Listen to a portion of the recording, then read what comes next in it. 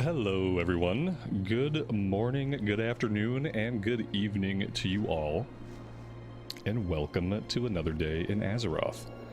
Today we are going to be playing hardcore for the entire session, right here on our Dwarf Priest. Happy Monday. Scary Meggy, Dragon's Bane, Perkwitch, Eric, John, David, Guitar Junkie, Sven, Alex, Towan. Welcome. What is new? What is good?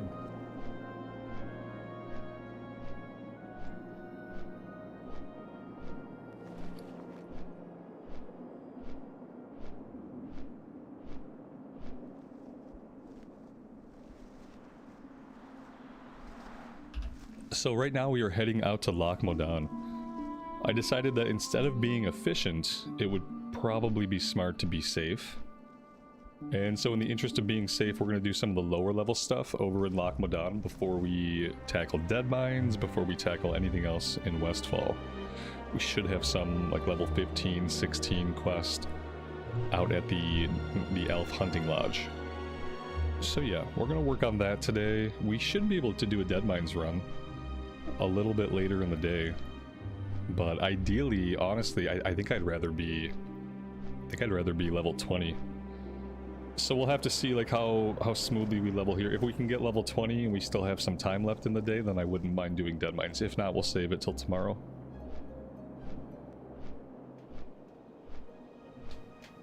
Harry, thank you so much for the membership. I really appreciate that. Thanks for being here with us today. Chris, congrats on 33k. Oh, thank you, man. I appreciate it. 33k. Did I hit 33k? Let's see. Boop. Oh yeah, we did pass 33k. Yeah, with my mathematics, the way I've kind of figured it out with all the data is I'll probably hit 100k sometime when I'm like 78 years old. So yeah, you know. Alright, do we want to grab any of the quests that are here? Iron Band's Excavation. This is a breadcrumb. I should grab the breadcrumb to get us out there and get the follow-up quest. Good to have goals. Goal number 1, somehow live until I'm 76. Goal number 2, somehow be physically and mentally cognizant when I'm 76. Goal number 3, question mark, question mark, question mark... Profit? I don't know. I don't know if that's a goal I have for for my elderly years. See you soon. But sure. Eric, do you know that muscle mass has nothing to do with how long a person lives? Yeah, I'm probably gonna look like a 23-year-old right up until the moment I fall over dead from colon cancer or some other shit. You do understand that physical fitness has like this much to do with how long a human lives. You know what I mean? We've talked about this before. People always say nonsense things like that without actually thinking about like what kills most people.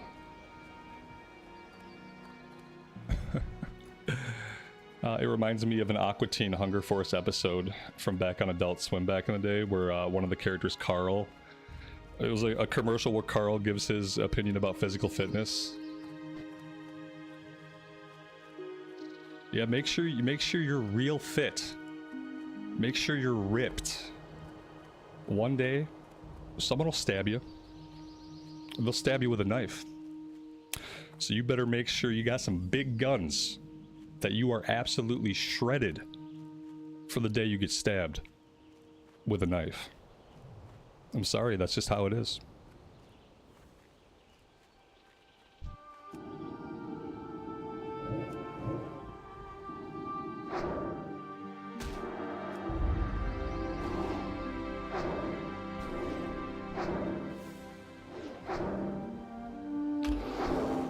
I've got my diet in check too. By having my diet in check, do you just mean like basically eating whatever I want, drinking 40 ounces of coffee a day and having 3 beers? Is that having my diet in check?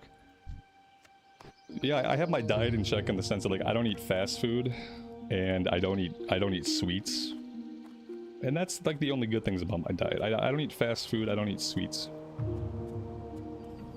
No, unfortunately, I don't have my diet.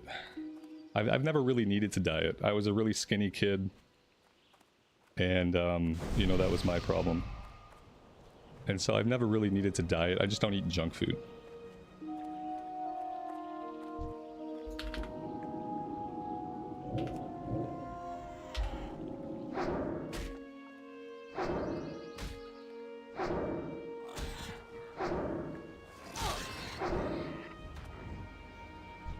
Chris, you're pretty sure the WoW grandma that streams on Twitch is in her 70s? That's everybody's dream, to be the WoW grandma on Twitch.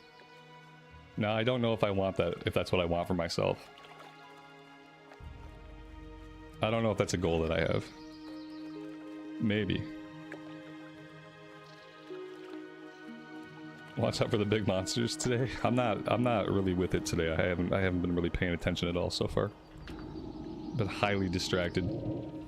It's one of those days.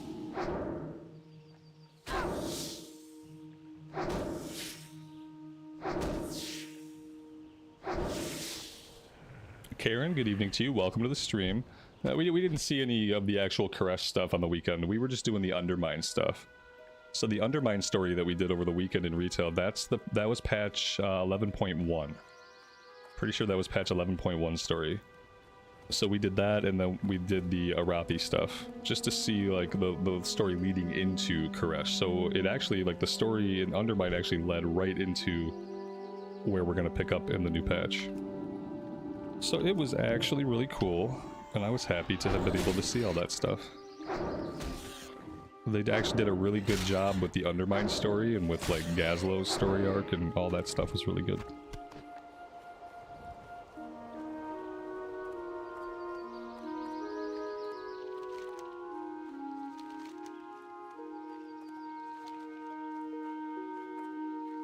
I'm gonna make a stop over here at the excavation site. I'm not gonna do any of these quests yet because they're like level 18. But we'll make a stop over here.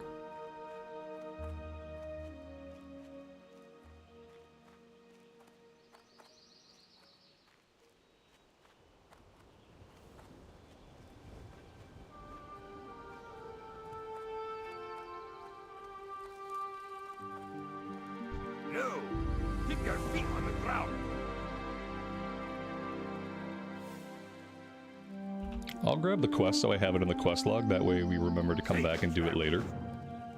If I don't put it in my quest log, then I probably will never come back and do it. Excavation progress, I think, is a breadcrumb back to Ironforge? No, Thelsamar. Okay, so we're not going to do this one now. Let's head over to the Hunter's Lodge.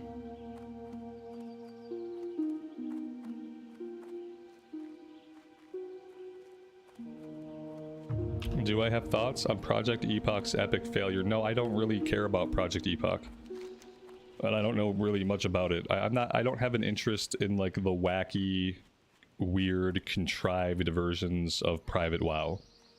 For some reason, it just doesn't, they just don't interest me at all. So I don't follow news on it or look at them or even care.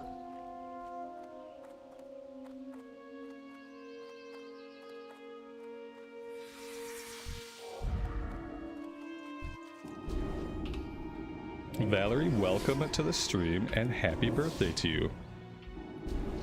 Thanks for spending some of it here with us. I appreciate that.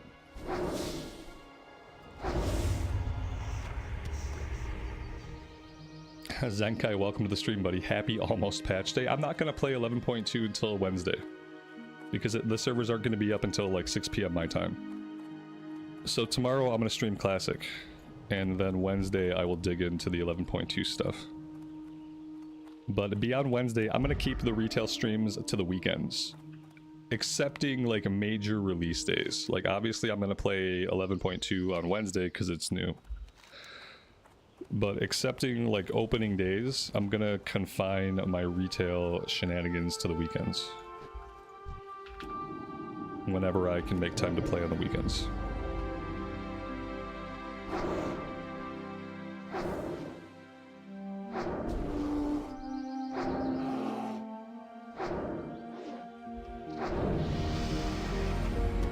And that way people know.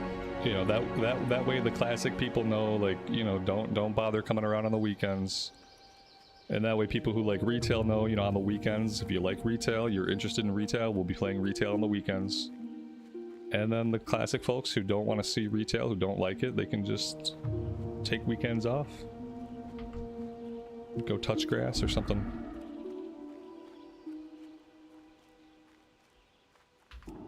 How have things been going with the lag problem? Well, my wife called the ISP and they actually told us that we are due for new hardware.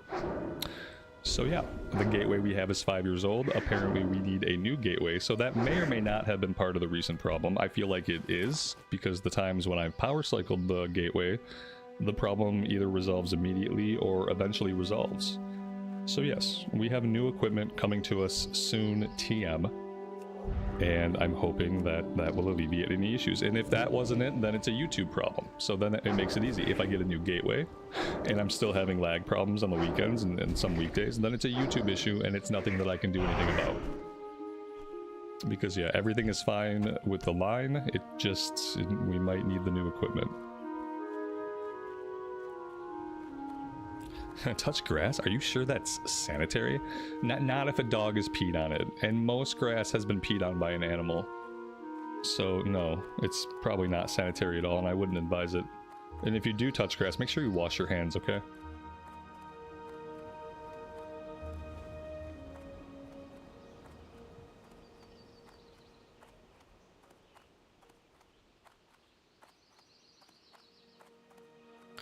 This one's gonna be a timed quest. See you around. We need birds.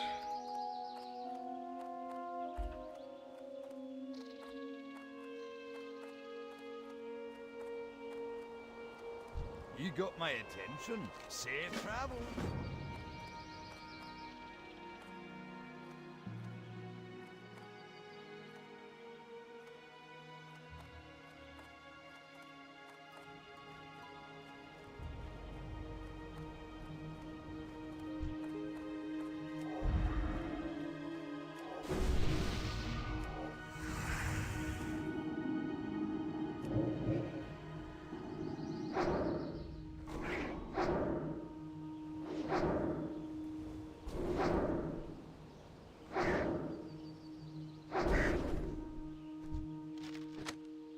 Ooh, what's that? A recipe for succulent pork ribs. I'm not going to ask why this bird had a recipe teaching him how to cook a pig. But okay. That's a nice find. It makes no sense, but it's a nice find. Mr. Blaster, good afternoon to you, buddy. Have all the players left WoW? Yeah, nobody plays WoW anymore. Everybody actually quit. I thought everybody knew that. Yeah, it turns out I'm the only person playing hardcore. If you do see players, they're just bots. They're not actually players, so just disregard.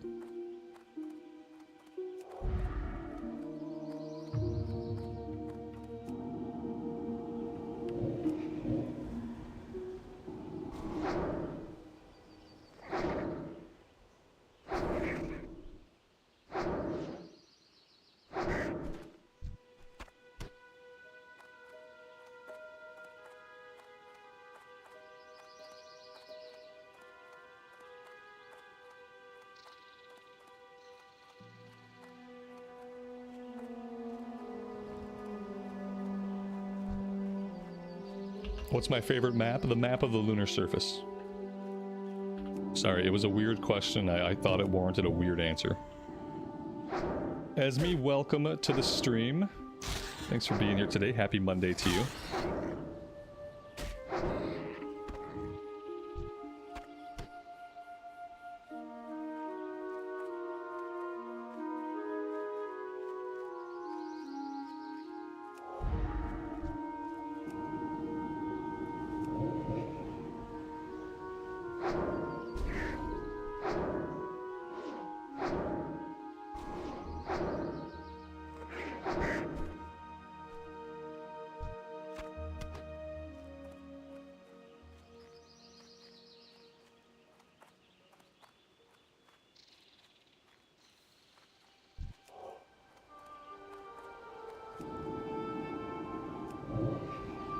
Yeah, it turns out everybody that used to play WoW, they all play OSRS now. Yeah, everybody quit WoW and now they all play old school RuneScape.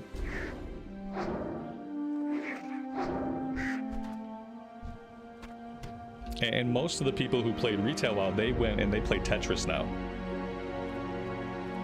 It's weird. But that's how it is.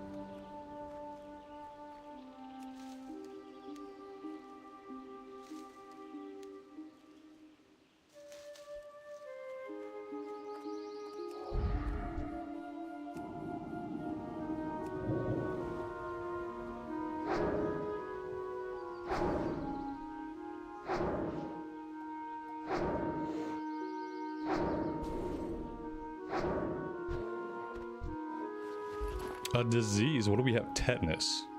He gave us tetanus, so we can get rid of that. Boop. And gone. Gotta love it. It's painful for me to play on a class that can't get rid of poisons, that can't get rid of disease, which basically confines me to Paladin and Priest.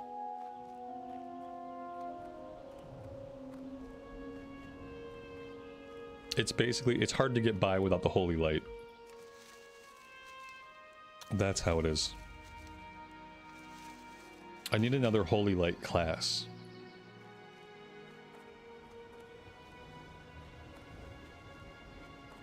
How retail players play Crash Bandicoot. I like that.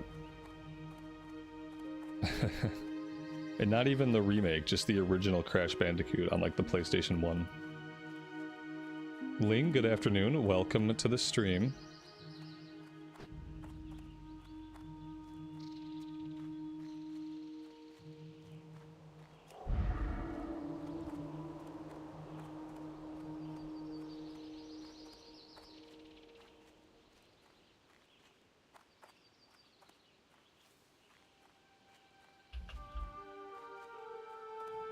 It's hard to compete with all these bots. If they'd remove a few of the bots, questing would be easier.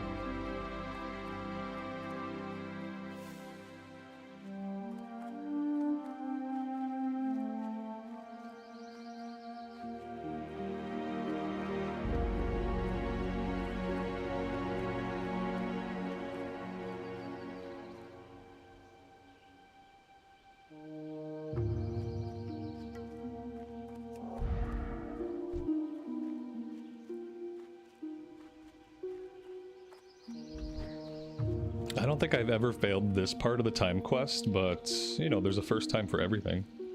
We have 7 minutes left. It seems like a lot of time, but is it? But yeah, it is, because we only need one more, so it's a lot of time. Natalie, you were watching the Void Elf video, and I didn't appear to be using a wand. In retail, there is no wanding in retail, yeah. Classes are very different. It's basically a different game. When you think about classic versus retail, just think of them as two entirely different games that are only related by their use of proper nouns. That would be the best way to think about it. But yeah, suffice to say, in retail you don't wand stuff. You don't want to be doing that, you might say.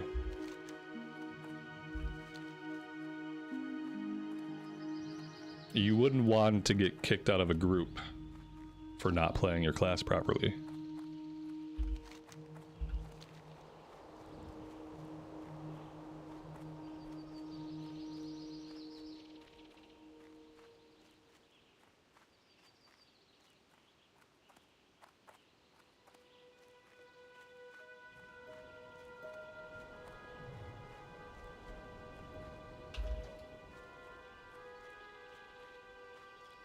That's all you're gonna get out of me, though. Don't expect that to happen again.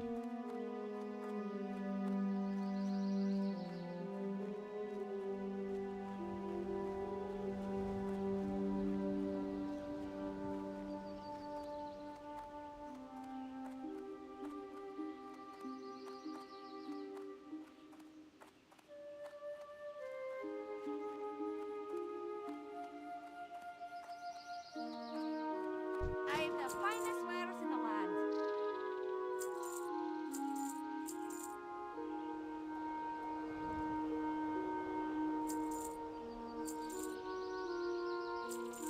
Watch your back.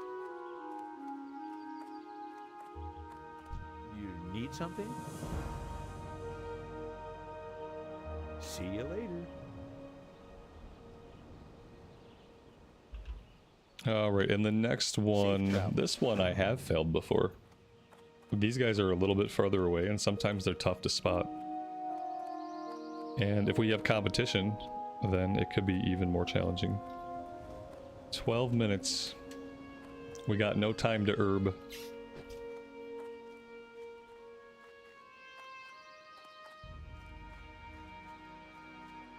Alright, there's always time to herb. If we fail it, we fail it.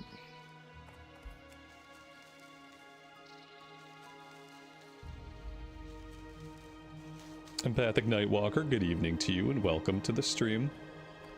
Hope you're doing well.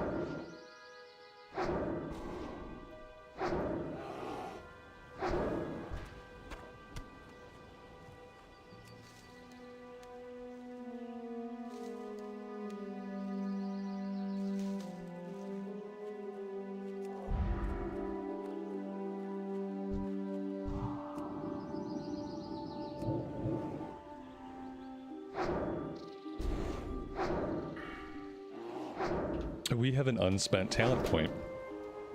We are going to put that in the wand spec. That's going to be 5 out of 5 for an overall increase of 25% to wand damage.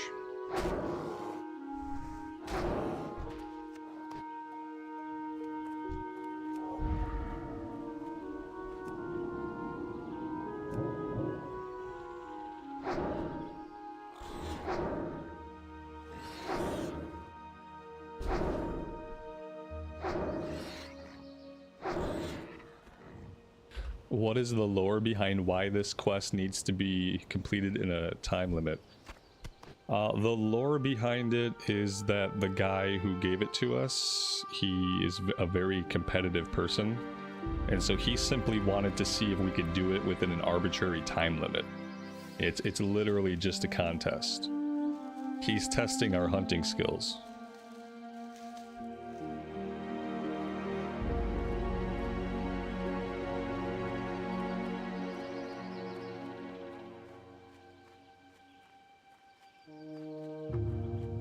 In other words, it's completely arbitrary, but by design.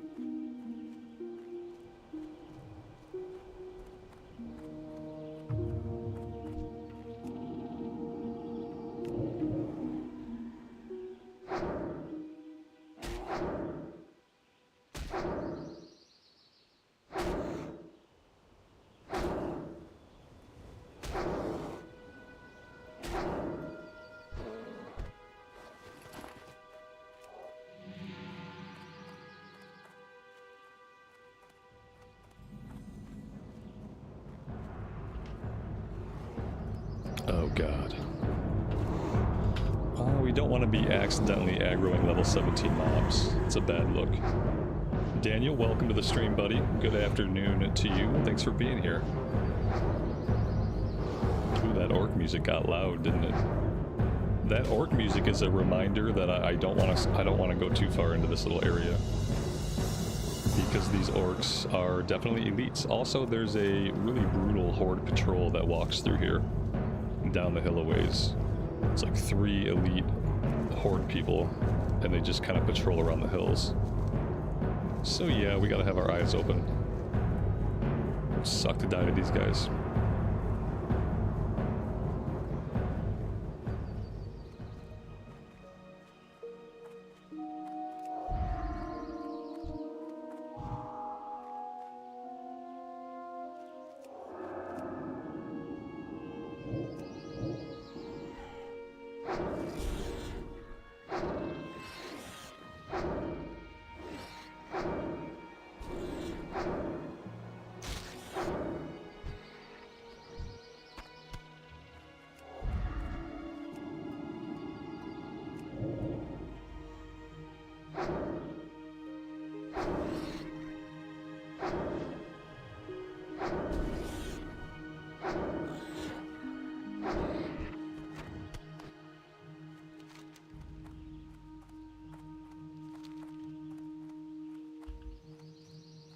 Oh, there they are. Oh, Jesus.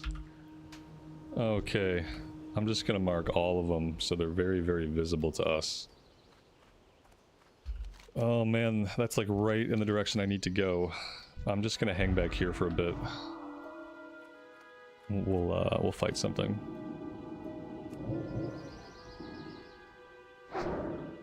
Just want to make sure they're not gonna like double back. I think eventually they probably will circle back around. Oh yeah, they might be walking some kind of circle. Alright, we should be able to sneak by them.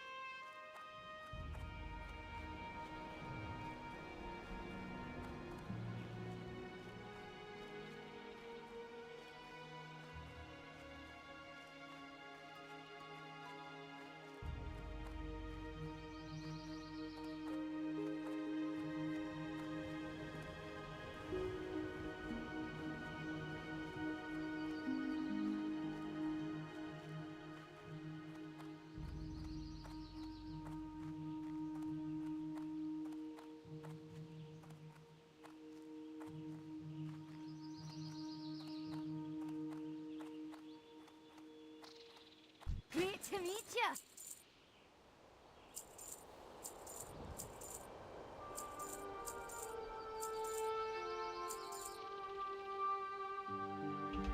I'm gonna keep a hold of the bruiseweed and the briarthorn. I haven't checked the prices yet on the auction house for those, and maybe they'll sell for a little bit. Nothing else is really sold at all.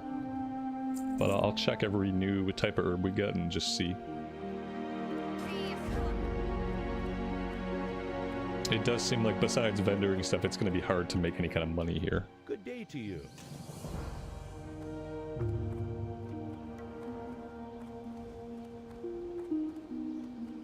I never do the elite quest, so I'm not going to bother putting it in my quest log. Alright, so that's the timed quest done.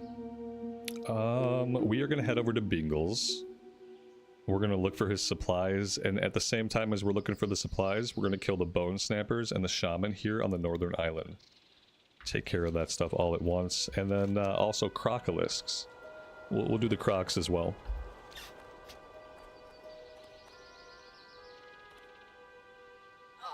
The croc islands can be scary because the respawn rate is typically through the roof.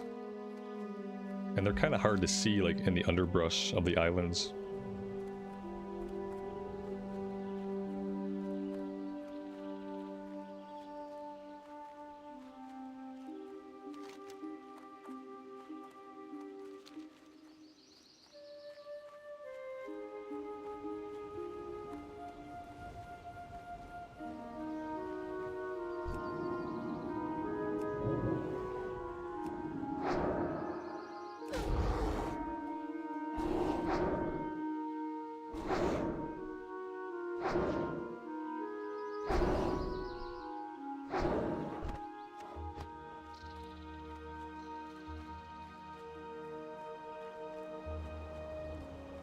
SH, good evening to you and welcome. Thanks for being here today.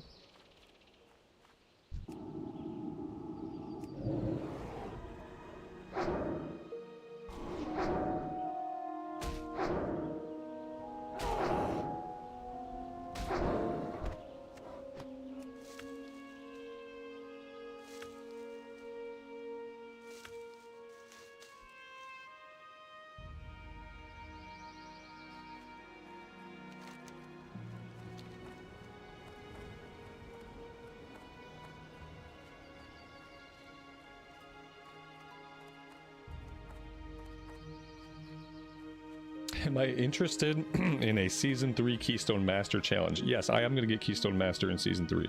But I don't need $100 for it. If you want to give me $100 when it happens, I'm not going to argue with you. But yeah, I am going to get Keystone Master. Yep. That's what we're going to go for, right? Set your sights high. Set your sights high so that when you fail, you still achieved. That's the goal. Yep, I'm gonna aim high so that when I fail, I'll still have achieved quite a bit.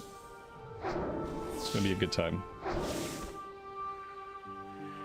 How did I like playing retail for a bit? I really enjoyed it. We did all of the Undermine story, which was amazing. Really, really good slice of WoW gameplay. A really, really decent slice of WoW storytelling. Very much enjoyed it, and that's coming from someone who typically doesn't like goblins at all. I don't like goblins at all, but the Undermine zone and the story there and the music and everything about it were really, really, really good. Like core Warcraft good. It was fun to play. It got me really excited for Koresh. Hi, how are you? You have a great day now. So yeah, we're gonna be, besides big opening days, like I'm gonna play Koresh on Wednesday. Alrighty Like then. as soon as I can. But besides big days like that, we're gonna do retail on the weekends. And we'll do retail on the weekends, and then that way we're going to keep Classic going during the week. And then people who don't like retail, they can just take the weekends off of the stream. And I will see you back on Monday.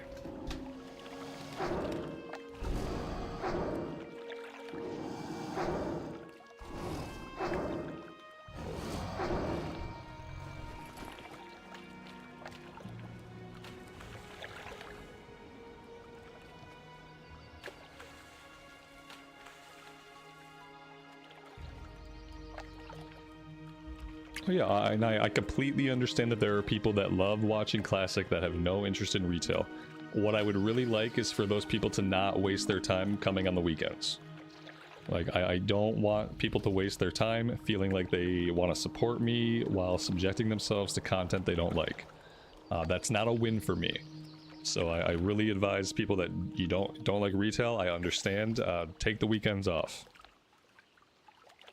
There's probably somebody else playing Classic on the weekends, like support them.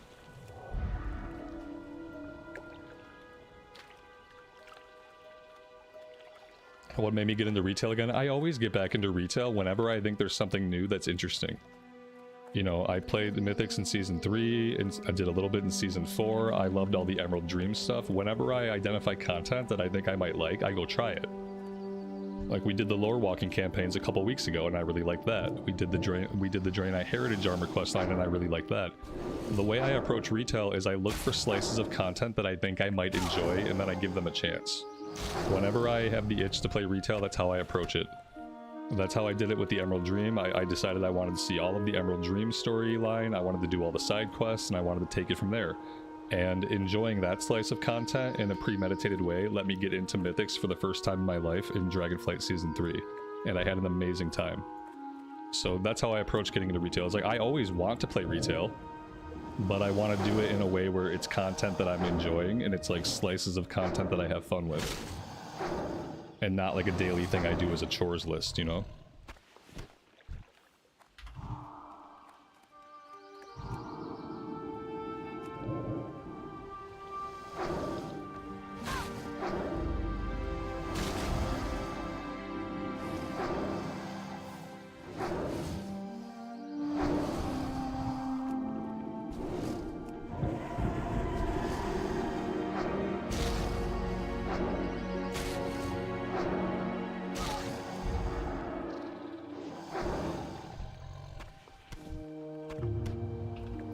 Specifically, what's allowing me to play retail right now is that I'm not playing MOP. That's what's allowing me to get back into retail right now, because the desire has been there, and the desire is like always there to find the fun in retail. Sometimes it works, sometimes it doesn't. But the reason I can do it now is because I'm not playing Mista Pandaria. Probably, like, for myself personally, one of the best choices I could ever have made.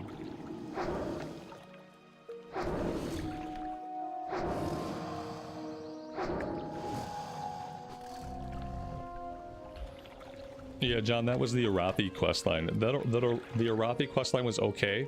The Undermine stuff is so much better. So just keep that in mind. Like, I started on the Arathi questline as well. Like, the Arathi was the questline I did first, the one I knew I wanted to see. And I was originally on the fence about Undermine. I just thought, okay, we'll go into Undermine, we'll check it out. And it ended up being amazing, and I spent a day and a half on it. So yeah, I would say, like, if you did the Arathi questline, it's worth it to go do Undermine, because Undermine was so much better, and it was a bigger experience, right? So the Arathi stuff was 11.1.7, but the Undermine was 11.1. Undermine was like the core patch, so it's more robust, and I think the story was better.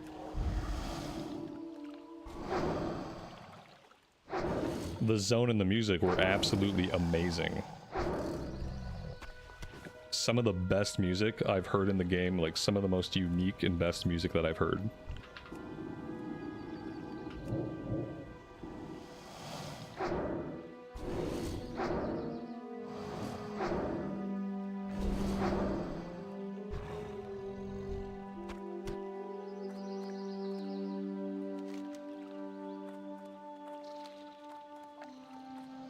New York vibes. I don't know, like maybe like New York circa like 1920 to 1950. Very, very jazzy, but also like with a specific goblin flair to it.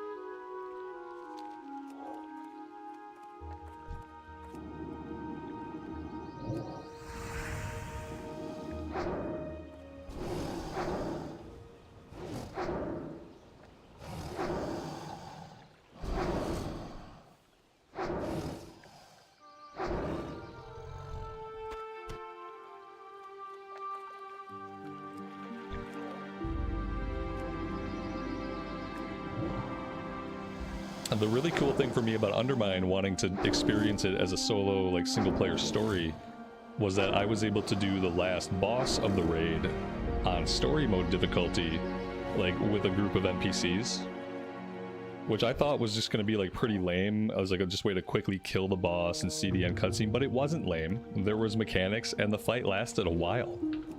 And I had to pay attention to mechanics, move out of stuff, I had to kill adds. And I had a really good time being able to, like, coherently follow the story from quest to quest, and then not have to do, like, an LFR raid or something like that to actually see the story finish.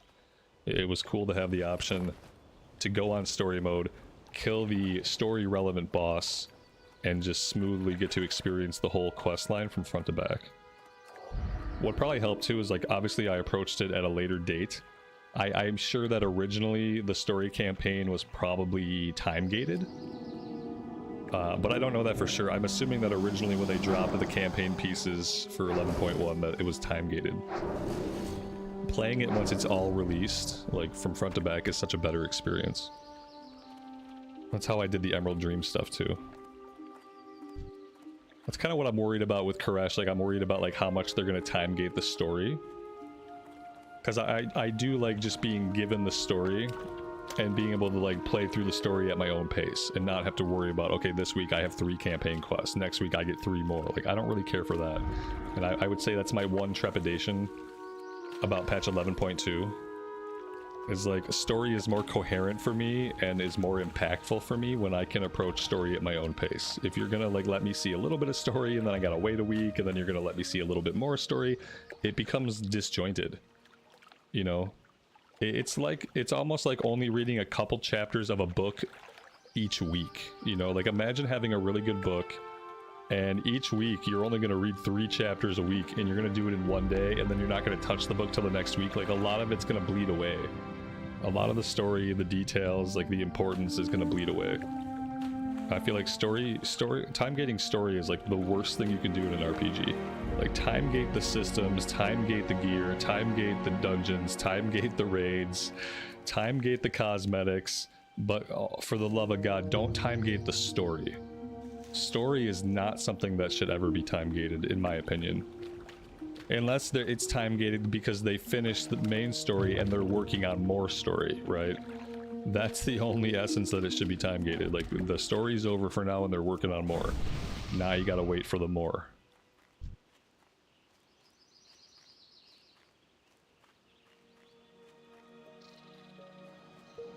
Zenkai, they said the entire chaptered campaign is open right at launch, which is a change in direction for them. Thank God. Oh my God. You don't know how important that is to me and how amazing that is. They said the entire chapter campaign is open right at launch, because I've been really worried about that. I always have so much fun, like, when I do these things after it's all released, like Emerald Dream, not Korthia, Zareth Mortis. I kind of did that the same way, where I got behind on chapters, so I had big chunks to do all at once.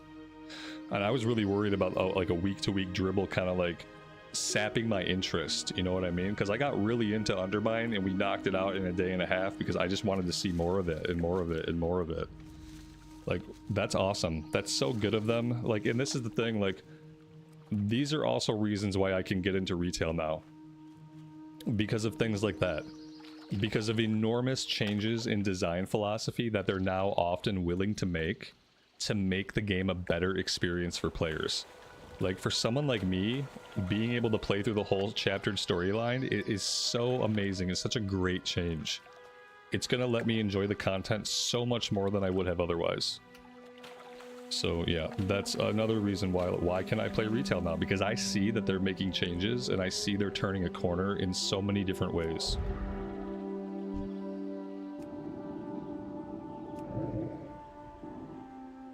Very, very exciting.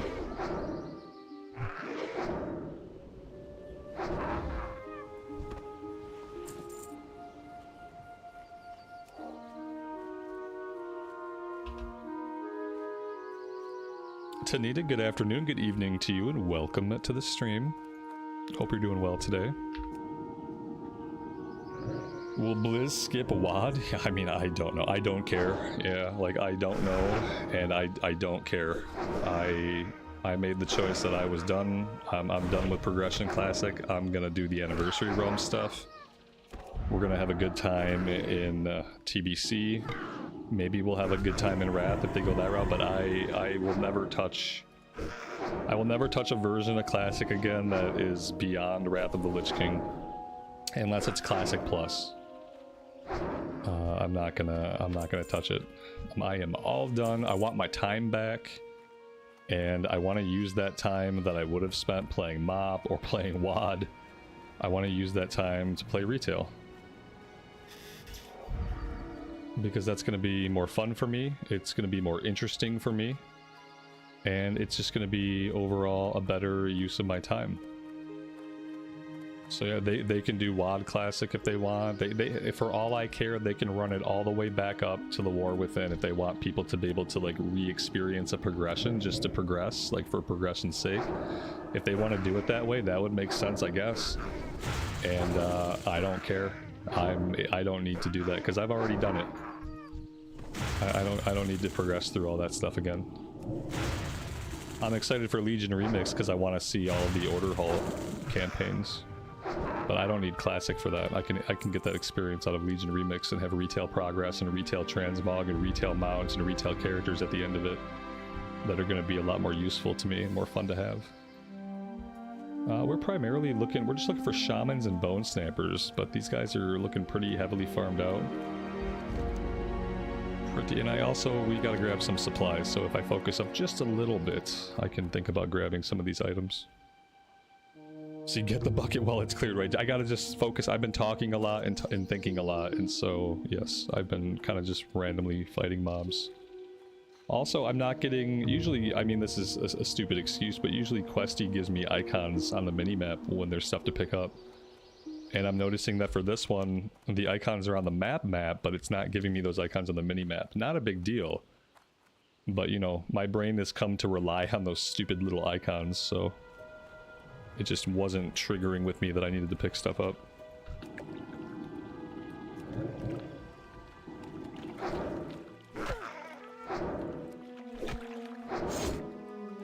Yeah, I know where they're all at. I don't need the icons. But it's like, that's what triggers my brain to actually go after the things.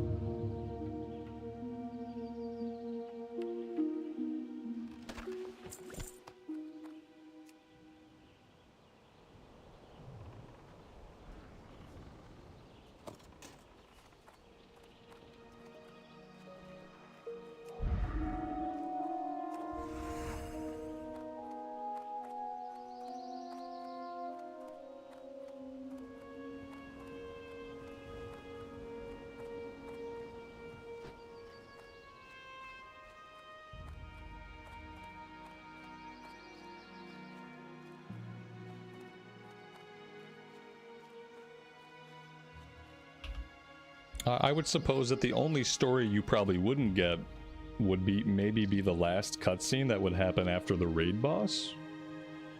You know, even if they're putting it all out at once, I would assume that, you know, you'd have to wait till raid release to see the very last bit.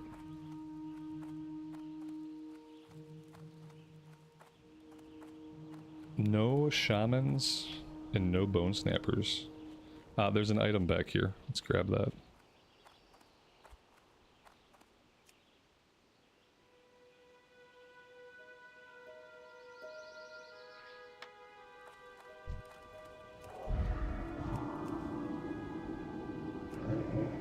Now we've got respawns. We might want to back up. I don't want them starting to like cross heal each other. Oh yeah, speaking of the heal. That was painful.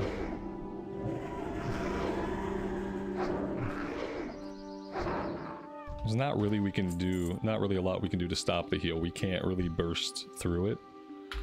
And we don't have a way to interrupt it. All we can do is persistently damage them and have a longer fight.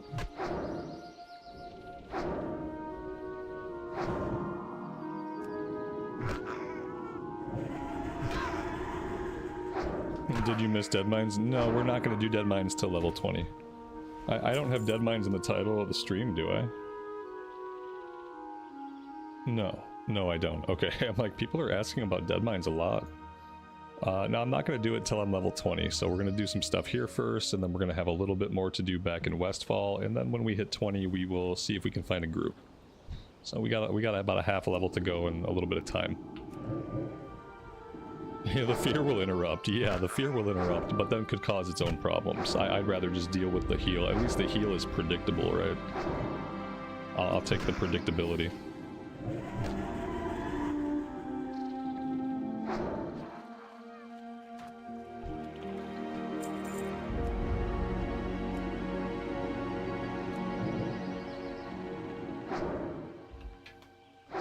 Typically, especially on hardcore, when I go to do the dungeon, when I'm like forming up a group for it, then I'll typically change the stream title to include the name of the dungeon.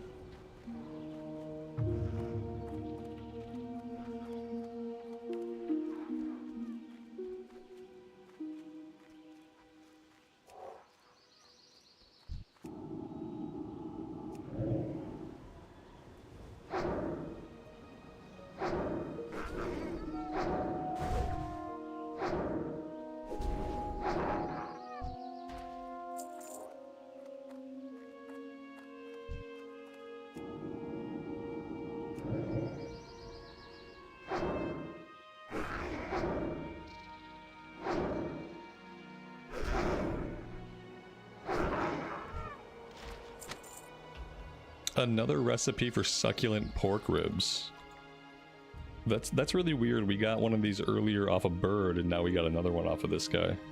Also, our inventory is looking rough. I have some crafting stuff that I probably should have done some crafting before we took off. Gotten some of it out of the inventory. I'm gonna drop these. They're only worth 12 coppers. Anything else that's worth basically nothing. Mild spices. I can buy more mild spices if we need.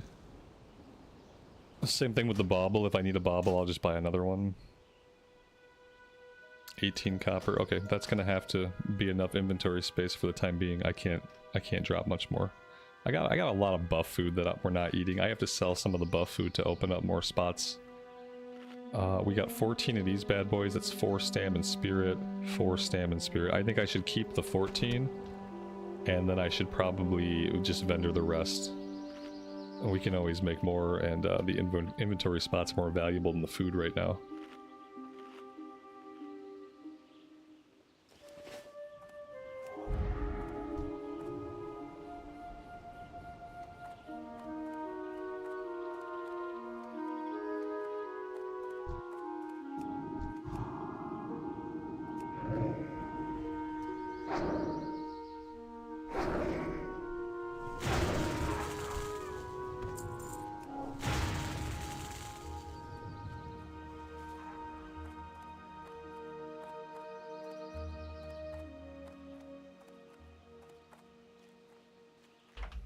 We have a lot of players out here and not a lot of options as far as mobs. This happens sometimes. You'd think we would all group up. Let's see.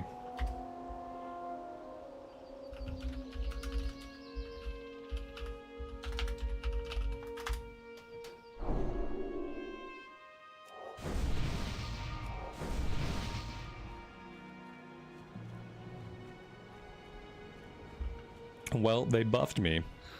I asked if they were working on shamans and bone snappers because I saw they were in a party, but I did not get an invite, so... I tried, chat. I tried. Why are there a lot of players? I don't know. I guess people like this game or something. I don't really know why. I've never understood why there's players. I'm convinced most of them are just bots anyway, so I would just disregard.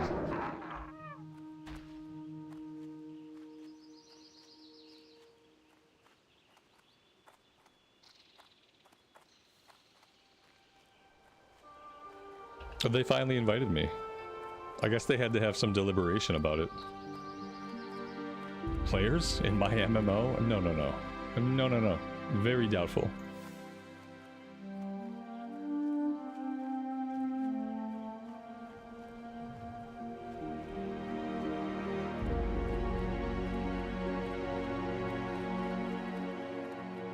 It's because I'm on EU. I mean, yeah.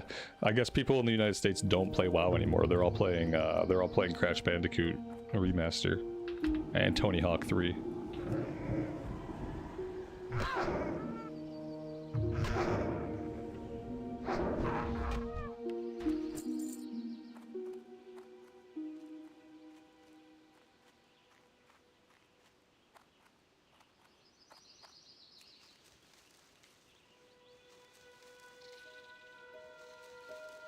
They're all playing OSRS, yes.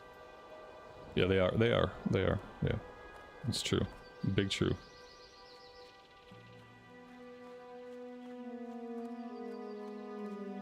Hardcore servers are dead in the US. I bet they're the exact same population as the ones in the EU. I bet it says medium pop.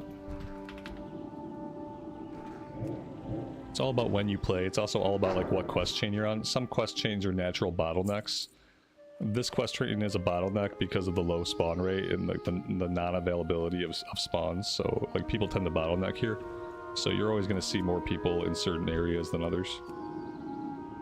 It's the way the game works.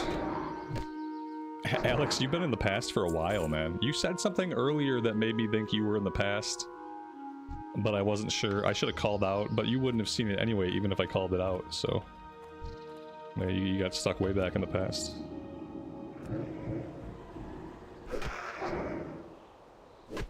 The other thing to keep in mind is that this is hardcore, and so what happens to a lot of people, because a lot of people are bad, is that they die.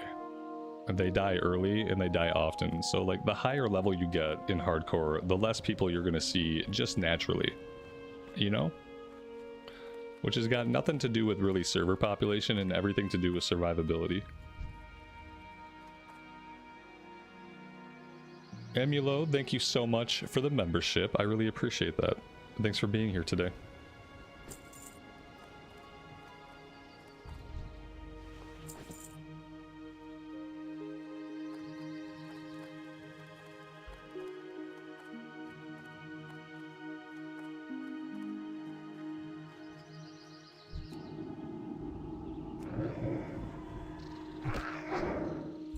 We need one more of each, and then we can get out of here.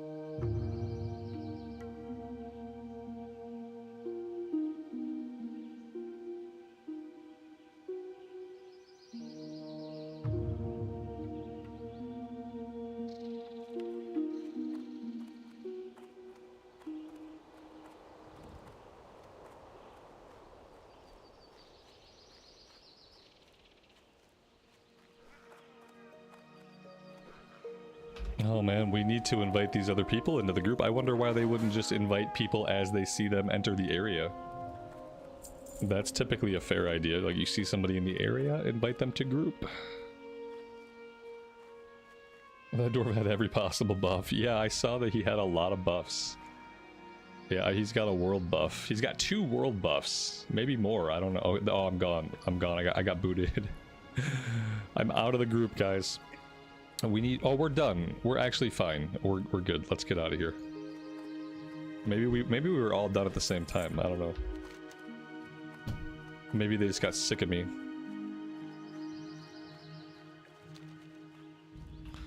Okay, so we'll go turn this into Bingles, then we have to head back to the hunting lodge. Of course, our Hearthstone is set to Aberdeen. That's not going to help us. So we will have to make the run back to Thelsamar. It's going to be a little bit of travel here for a little bit.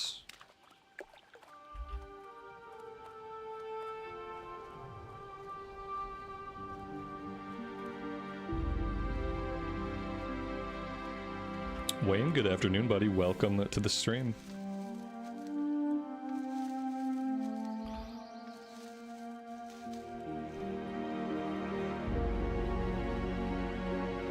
Oh god. Oh dear god. Oh, that was a close one. My marks are gone, so somebody must have killed these guys if my marks are gone. Because I haven't used those marks on anything else. Unless being in the group cleared my marks, which it might have.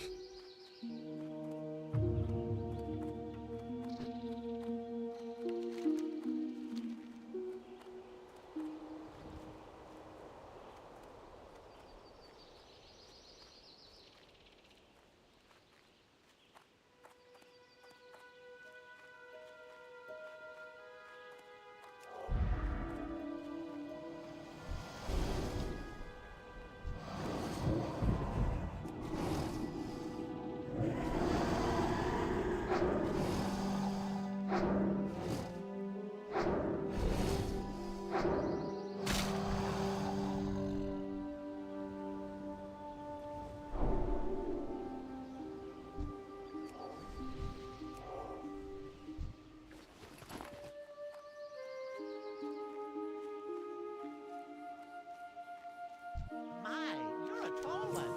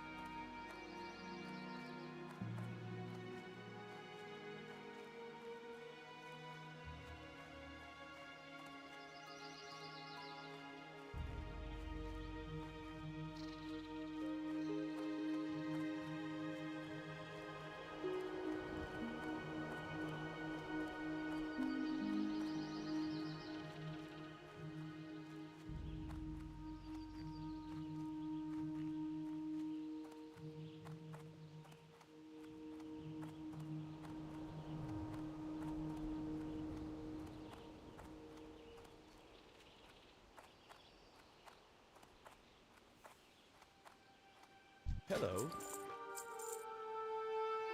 Alright, it's time to purge some of our inventory.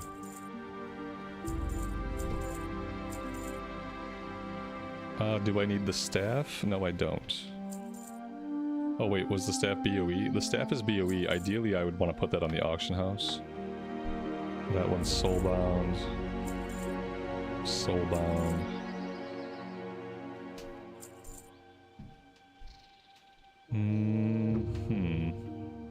The oil, I'll just collect that later when we go to do that quest. It's not hard to farm that back up. Crocolisk meat I need. Okay. See you around. We gotta do some tailoring soon. What can I do for you? See you soon.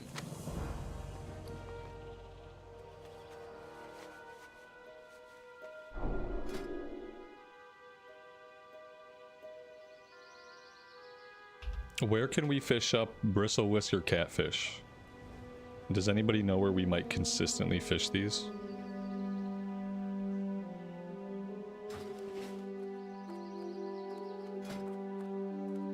Our fishing skill's capped out right now. We're 150 out of 150. Until I can get myself down to Booty Bay and I have a gold to spend. Alright, I think we're done here. Let's make our way back to Thelsamar.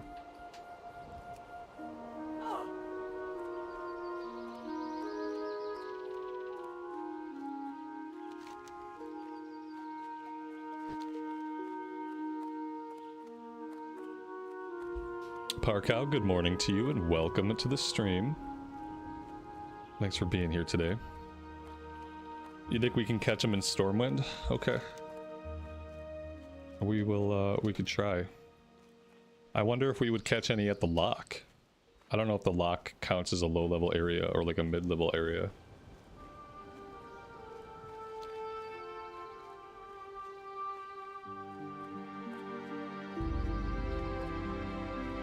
Where should you level when you're level 25? It depends on where you've been yet and what faction you are. If you're on the Alliance side, then you want to be looking at Duskwood and the Wetlands and Ashenvale. Duskwood, Wetlands, Ashenvale.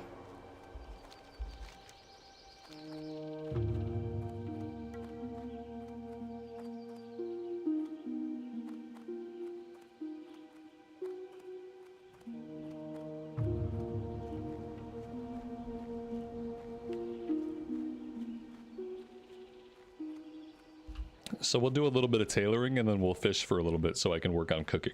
Obviously we're not going to get fishing skill ups, but that's okay. We still have some cooking skill ups we can get.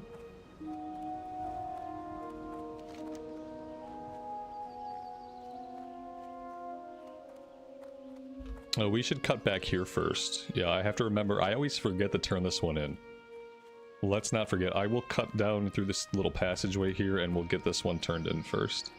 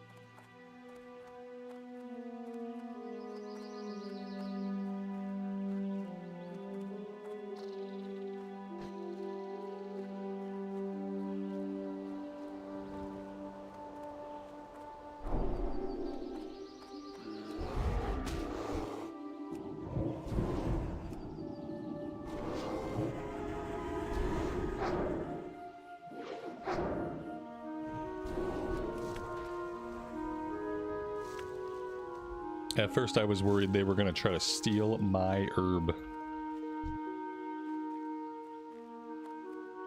I thought that would have been really rude. Is this path full of trogs? There are some trogs in like a small area here that we'll pass through, but they're low level trogs. Either way, this is the quickest path, and so this is the path that we take.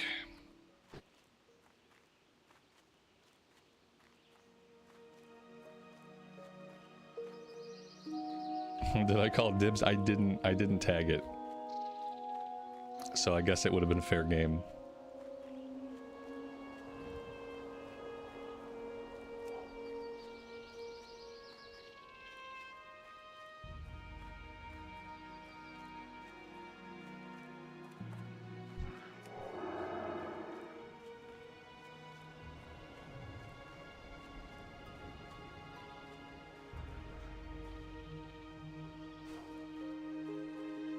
That looked like a fellow priest.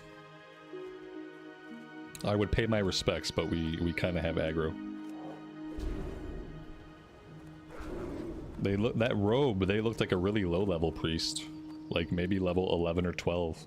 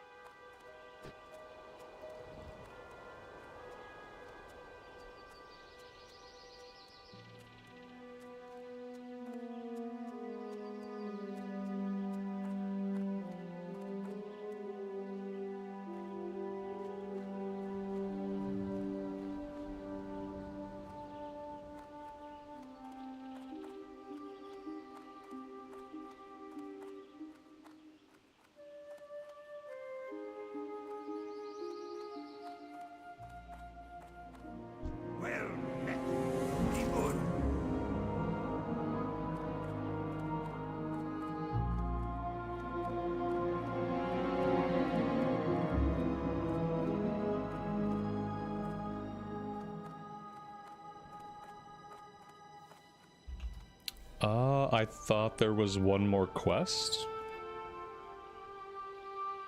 There should have been a quest to kill the 3 name guys. I don't always do that quest, so if we don't do it, it's not a big deal. I'm just wondering, why don't I see the quest? Huh. Very strange. We're level 19. It wouldn't be a lower level quest. What's on your mind? Oh, I'm just not paying attention. That's all. Nobody panic. What can I do? I didn't pan my camera around enough. See you soon. There we go, mystery solved. I looked at the one guy up there, but I didn't pan the camera far enough to see the other guy. My mistake, chat.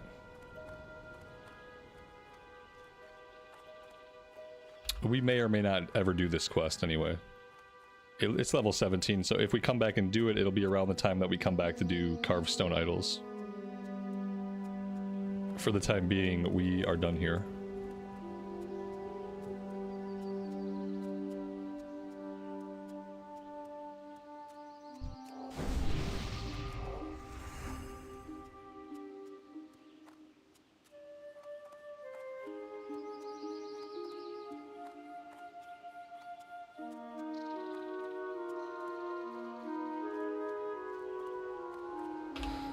Can we fish outside of Ironforge in the frozen lake? I think there's a small section of the frozen lake that's not frozen for that expressed purpose, yes. Because there's also a fishing trainer over there somewhere. We're gonna do a little bit of fishing down by the loch.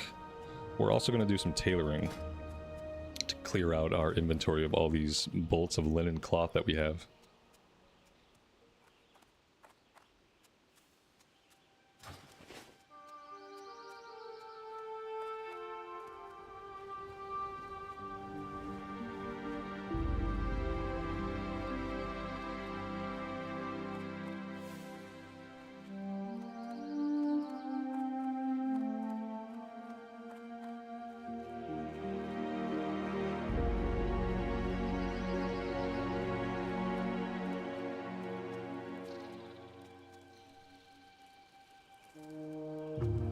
Gotta find their trade goods vendor. Here we go. Alright, so what are we gonna make? We're probably gonna make these. We need a bunch of fine thread. Here there. Well, I think a bunch. I think we need 10.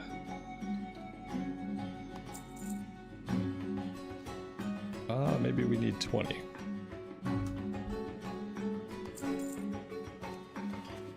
Let's get it back. Cooked. We have not done dead mines yet. Wasn't planning on dead mines until level 20, so we have a couple more things to do in Westfall. Well, we have one more kill quest for sure. I think doing that kill quest will probably get us level 20, and then we'll start looking for a group.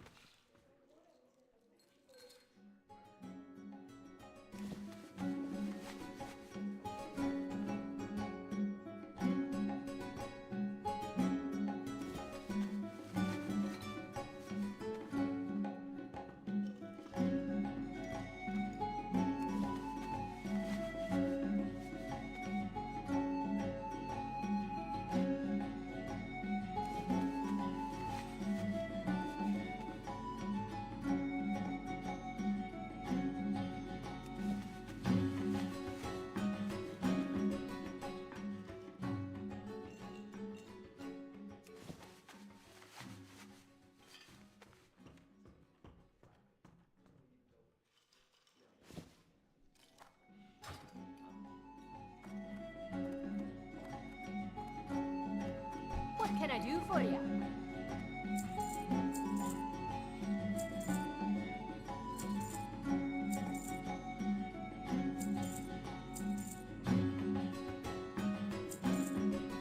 Safe travels.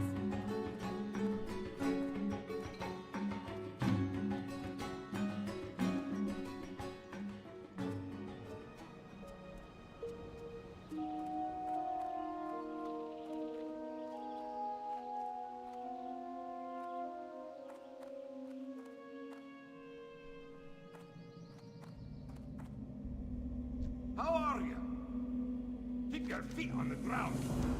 Safe travel.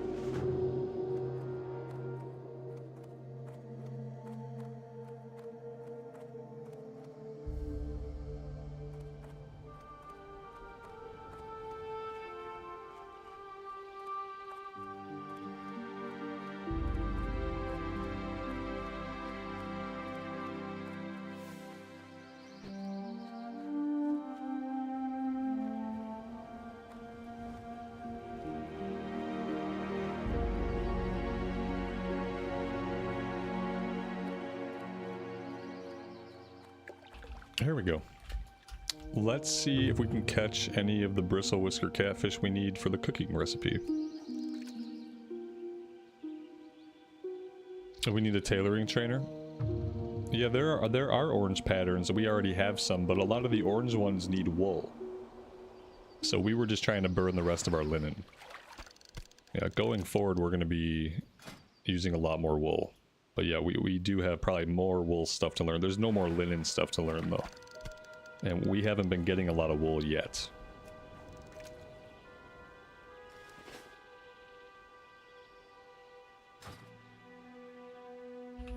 Amy, you're kind of missing the jazzy retail music. Yeah.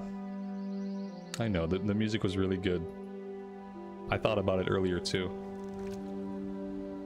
I'm hoping the music will be good in the new Koresh zone. It probably won't be jazz, because jazz was like a goblin thing. But we'll see what the music is like in Koresh. Karen, have a good rest of your night. We'll see you next time. That's a bad thing about like discovering the Undermine so late, is that I'm probably not going to spend a lot more time there. So I got a really cool slice of content that took me a day and a half to do, with some really awesome music and some cool sights, and I'll probably never go back.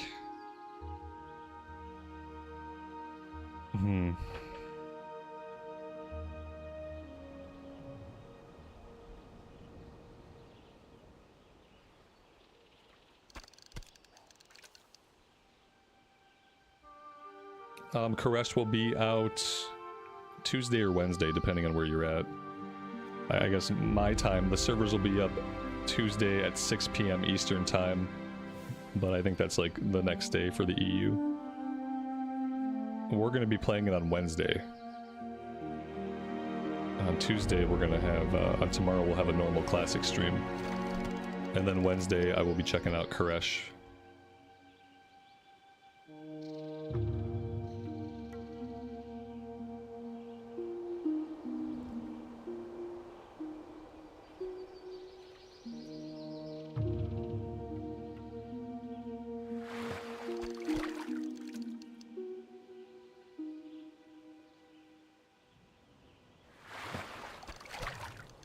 We've been getting a lot of longjaw mud snappers, but we have not been catching any bristle whisker catfish. I wonder if there's a better place to try, or if it's a skill level thing. Maybe trying in Stormwind would be better next time we're there.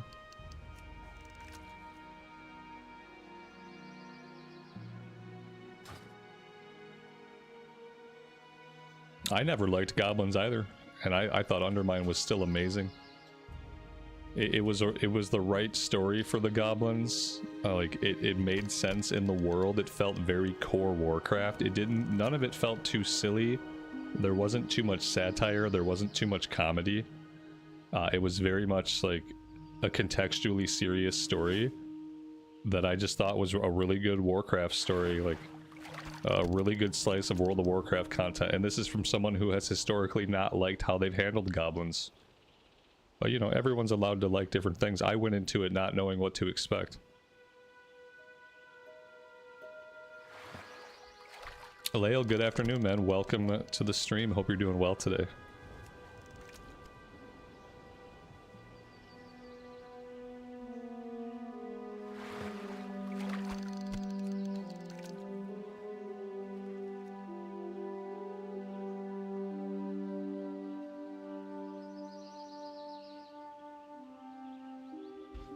Yeah, it can be a stimulation overload. The only way to get used to that is to be exposed to it. I feel the same way when I pick it up after not playing it for a long time. I feel like it's very flashy. Even just like the sheer beauty of some of the zones is overwhelming, the amount of colors that are used. But then eventually, as I keep playing it, I adjust. But yeah, it is a lot of stimulus. But it doesn't mean it's bad, it just means like you're either someone that adjusts to it or not. And if you don't want to like it, you don't have to. This is why we're going to be doing retail mainly on the weekends. Because I know that a lot of you guys don't care for it, and that's okay. Just don't hang out on the weekends. Because that's what we'll be doing. And then Monday through Friday, we'll be doing something on the anniversary realms. Whether it's hardcore or one of our other characters.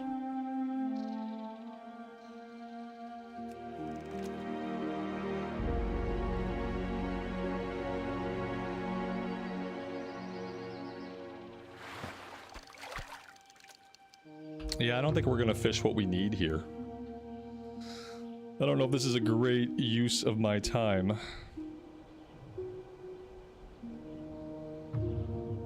You think the variety is healthy for the channel? The variety is also healthy for me.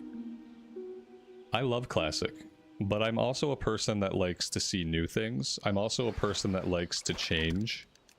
I'm a person that likes to experience new things from video games. I like to see new content, see new stories, and do different stuff. And so, yeah, I think it's okay for the channel, but more than anything else, like it's absolutely necessary for me to play a version of the game or play some game that's going to grow, that's going to change, that's going to have new content, that's going to offer new gameplay experiences and new adventures.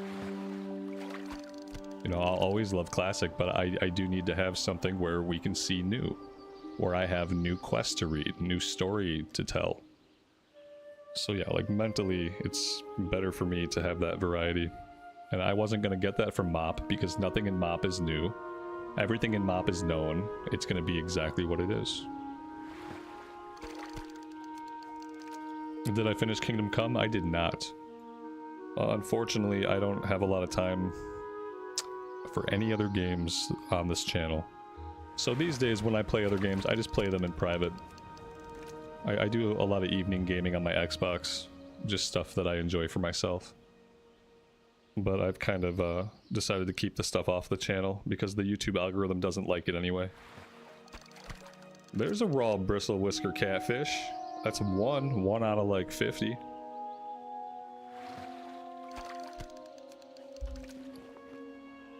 It's one fishing skill up. Or one cooking skill up, rather. Out of like 20 casts. There's gotta be a better place to catch these fellas. And have I decided if I'll give housing a shot? Yeah, you know what made me really excited for housing was to hear about the communities, the neighborhoods that we're gonna be able to have, and like some of the events and some of the questing and like just the neighborhood renown track I thought was fun. So yes. Yeah, the neighborhood stuff and like the added systems got me excited for player housing. As long as I can fish. I'm hoping I can have like a nice fishing spot somewhere in my neighborhood or somewhere close to my house. I wouldn't mind having a garden where I can pick herbs every day too. Just saying.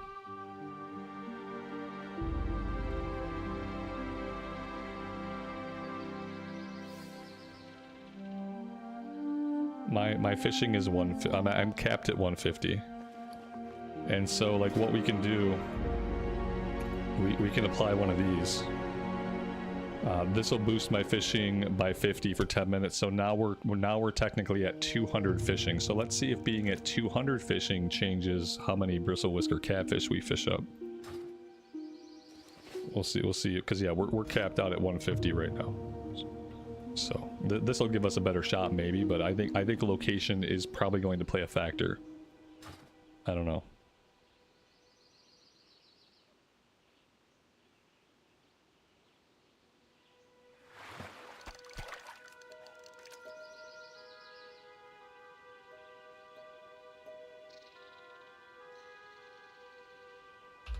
Maybe there's a recipe for this. I don't think I have a recipe for raw lock frenzy. Maybe one of the people behind us sells it.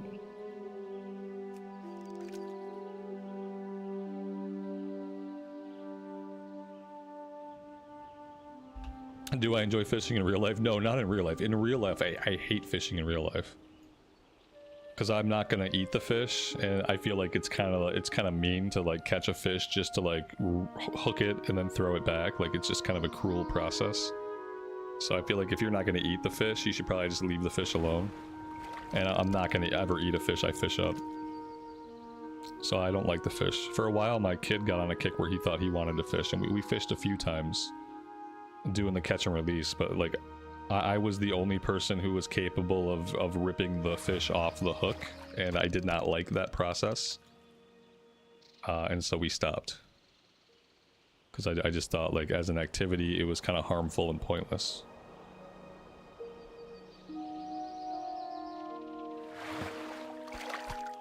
There is a recipe for lock frenzy. Okay, great.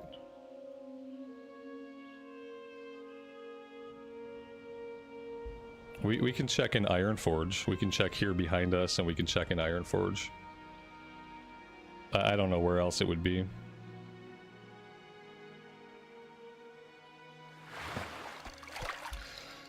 Fair to say, like, the level change seems to have made us catch more of the raw lock frenzy, but we're not catching a lot more of the bristle whisker catfish. We did catch one.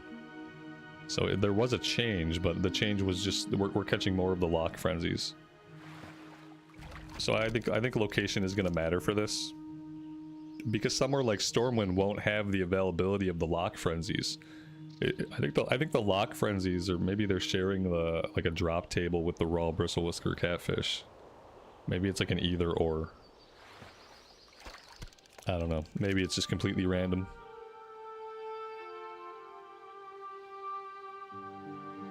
Yeah, I'm right by that person, so we'll hit them up in a second here.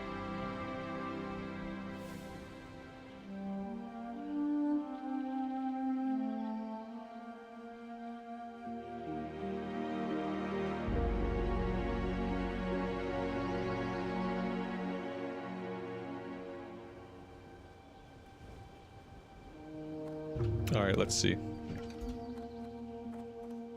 Hi. Off with you. Well met. There we go. Perfect. Keep your feet on the ground. It's probably not going to be orange. Maybe it'll be yellow. No.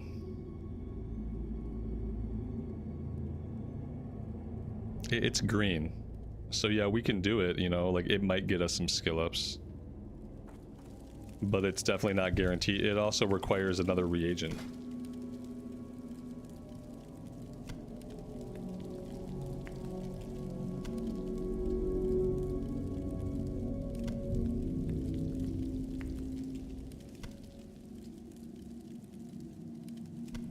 Yeah, that's what I was thinking. Somewhere without the lock frenzy must have a better odds of the catfish dropping, right? We'll try some more in Stormwind whenever we're back that way. For now, we'll cook what we have and we'll move on. Yeah, see, all of this just went gray. No reason, there's no reason to even spend the money to buy the other material. Let's just vendor them. And then what we really need, if we want to level up the cooking, we really need the bristle whisker catfish. Yeah, let's just sell all this stuff. Great to meet you. We'll keep these. We'll sell you. See you soon. And we'll take our 3 skill ups. You think Lakeshire might be the best? Okay. Lakeshire's doable. We got the flight point out there. My worry is that we're going to cap cooking like fairly soon. And the books are expensive. The cooking book is out in Ashenvale, and that's going to be 90 silver. And then I need the fishing book, and that's going to be like a gold and a half. And I am broke. I have Nun's Monies. And Nun's Monies does not get me the books I need to keep leveling up my skills. Especially because I prefer to just buy them off the auction house and not have to do the traveling. but that does not look like it's going to be an option for us with this one. I have 2 gold. I could blow all of my gold and try to get a hold of the 2 books that we need to continue leveling the cooking and the fishing.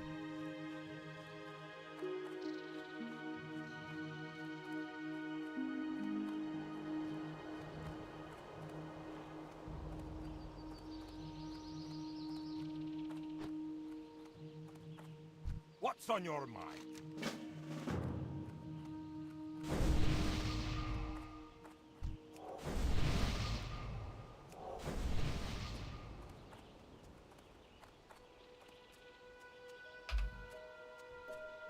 Alright, so I think for now, I'm going to put us on a flight to Stormwind. We are going to head over to Westfall.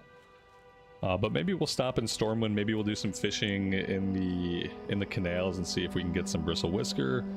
Maybe check the auction house for the fishing book and the cooking book and compare the prices. But in flight here, I'm going to go AFK for a little bit. I got to get some coffee, and I need to grab a quick snack. So I will send us down to Stormwind. And then I will return soon. TN.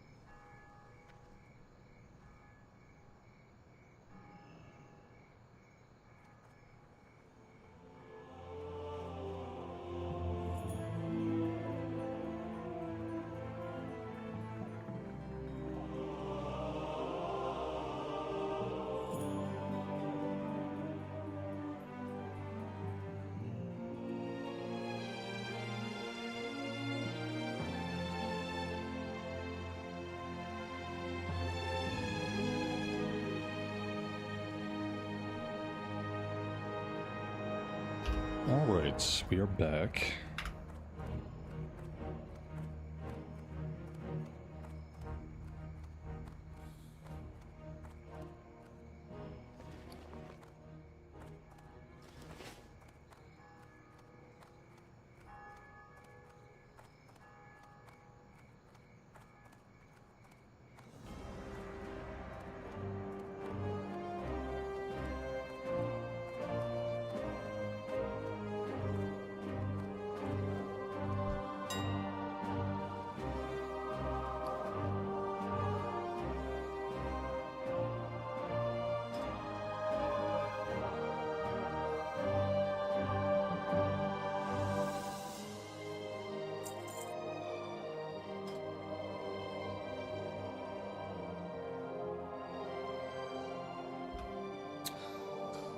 Yeah, it's a 1 gold and 38 silver for the expert fishing book.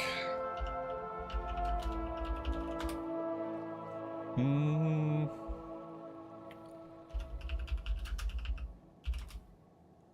know what the cookbook's called.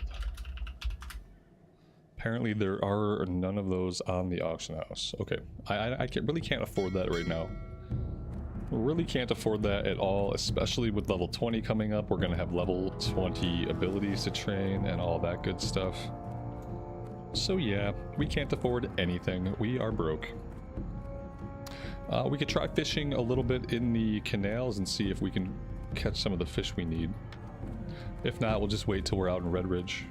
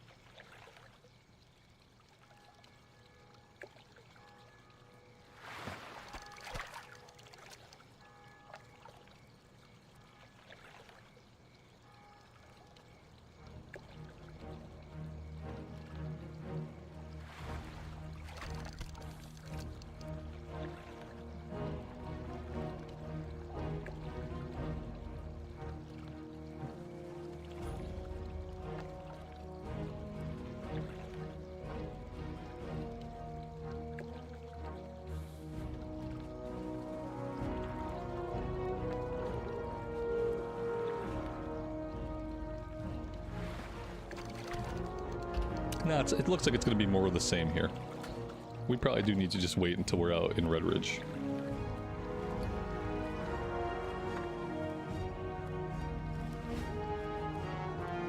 So for now, we are going to head over to Westfall. We're going to finish up the last kill quest that we have there, and then we'll start looking for a Dead Mines group.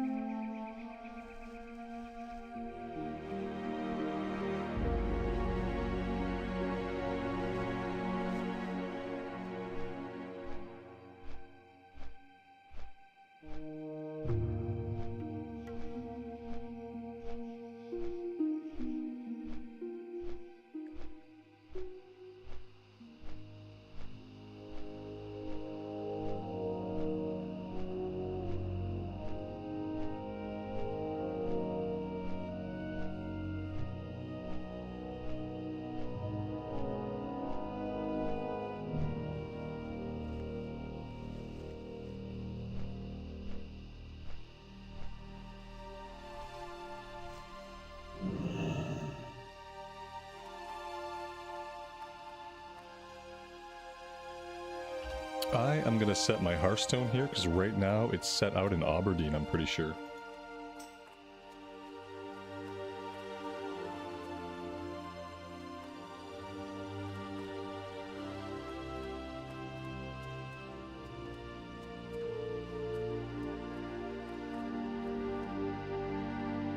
Light be with you. Light bless you.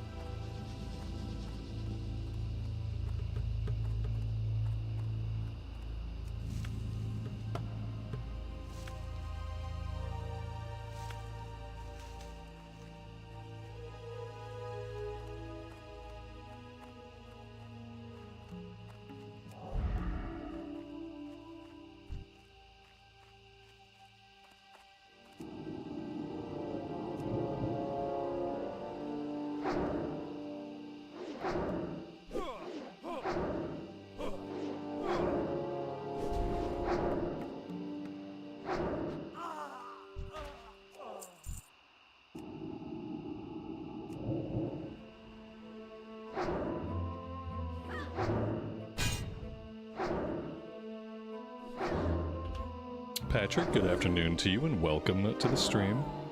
Thanks for being here today. Hope you're doing well.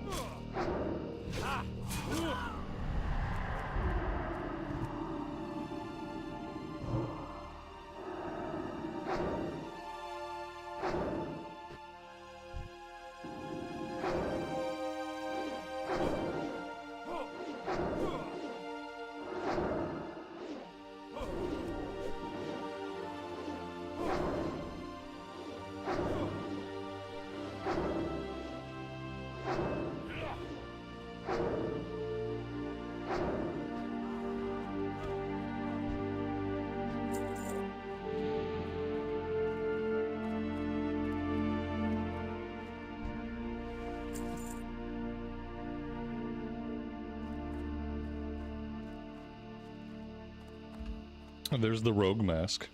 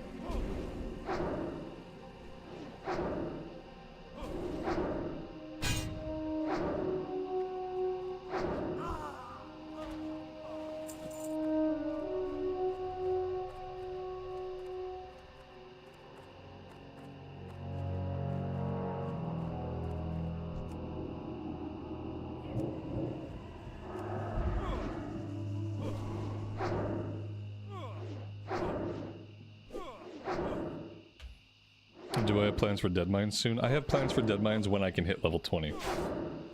Originally I thought this quest might do it, but I don't think it's going to. We might need to do 1 or 2 quests over in Red Ridge before we hit 20, because yeah, I'm not going to try the dungeon prior to level 20 and getting our level 20 skills.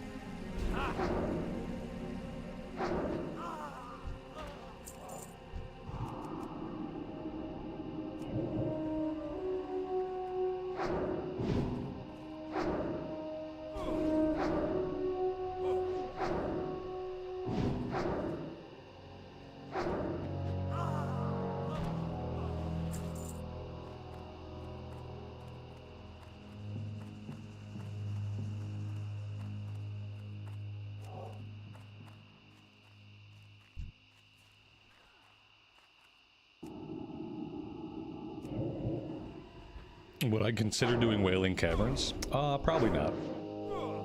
It's very far away. It's unlikely that a lot of people are going to be doing it. And I've lost 2 characters on the Horde side in Wailing Caverns. For sure I lost a Forsaken Priest. I think I lost 1 other character. And the place is kind of a death trap. If you, at any point, you could pull multiple groups and then it could be a ripperoni.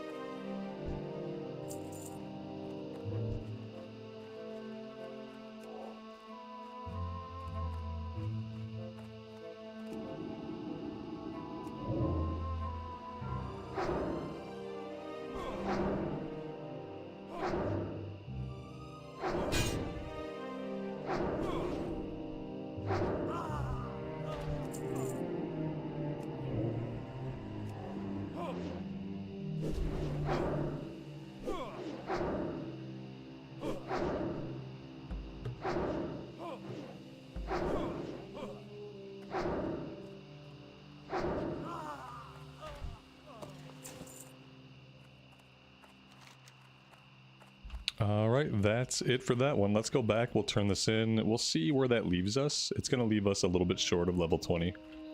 So maybe we'll head out to Red Ridge and do a couple of the low-level quests. There should be at least 1 kill quest we can do, or we can do the collection quest for the cooking quest. Or we could just go out there and fish. One of those things.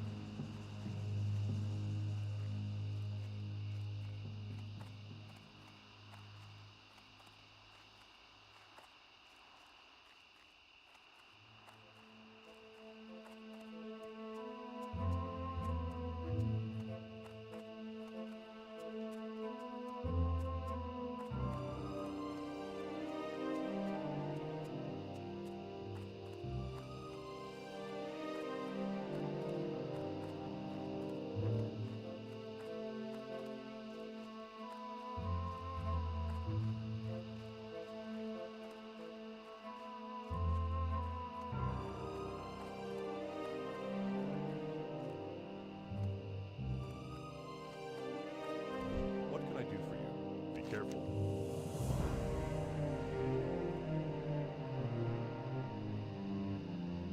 Light bless you.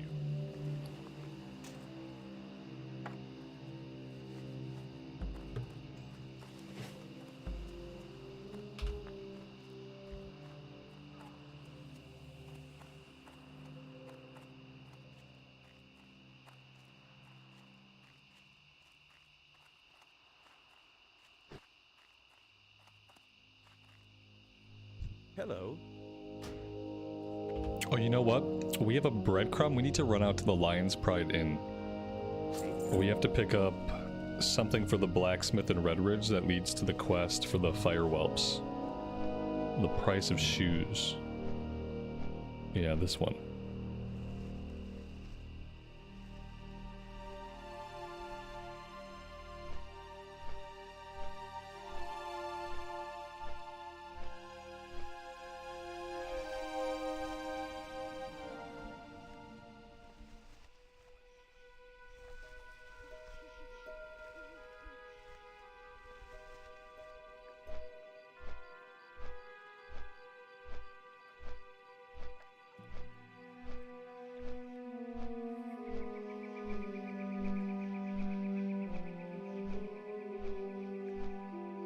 Messenger to Stormwind should be ready to go back to Red Ridge.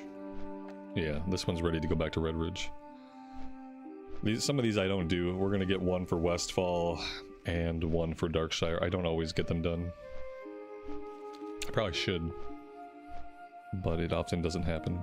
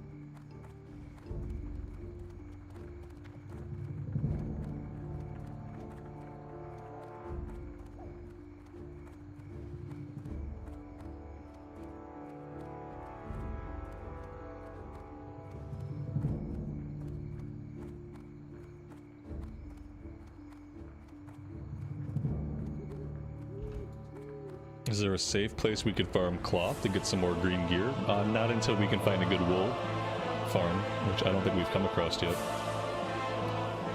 The guys we were just fighting, they're starting to drop wool. But probably not until we're like level 21, 22. Maybe some of the stuff in Red Ridge will, some of the knolls. If we identify a good wool spot, we can farm for a little bit. Just hasn't happened yet.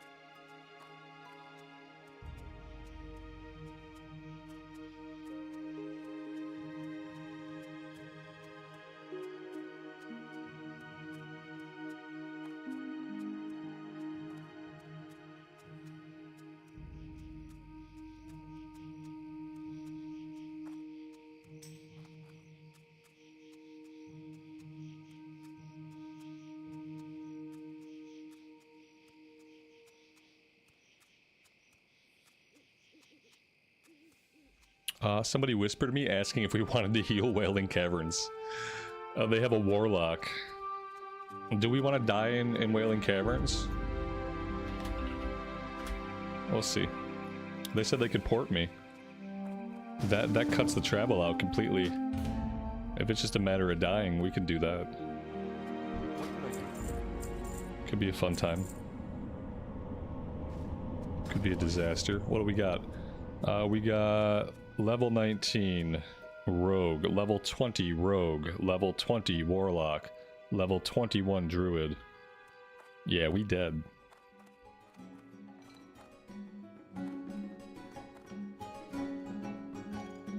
I can't turn down a port. Who would I be to turn down a port? I buy and trade. Let's buy a bunch of water.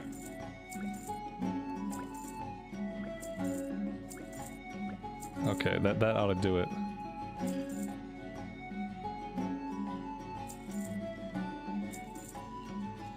Alright, there we go. Empty bags.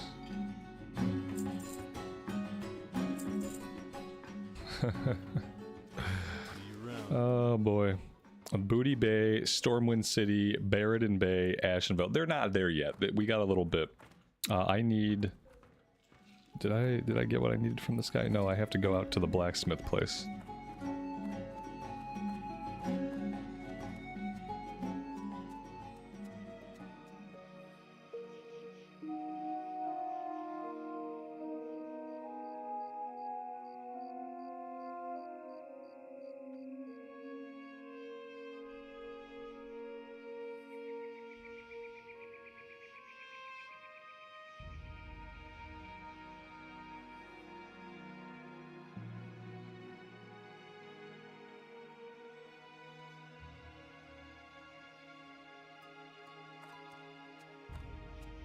Greetings. See you later. Be careful. Have a good one. Have the leave party macro ready? What's the leave party macro? What's that about? I mean, I can leave party by right-clicking and leave party. It could be a fun time. Famous last words. What else are we here for if not to have a fun time? Listen, no character lives forever.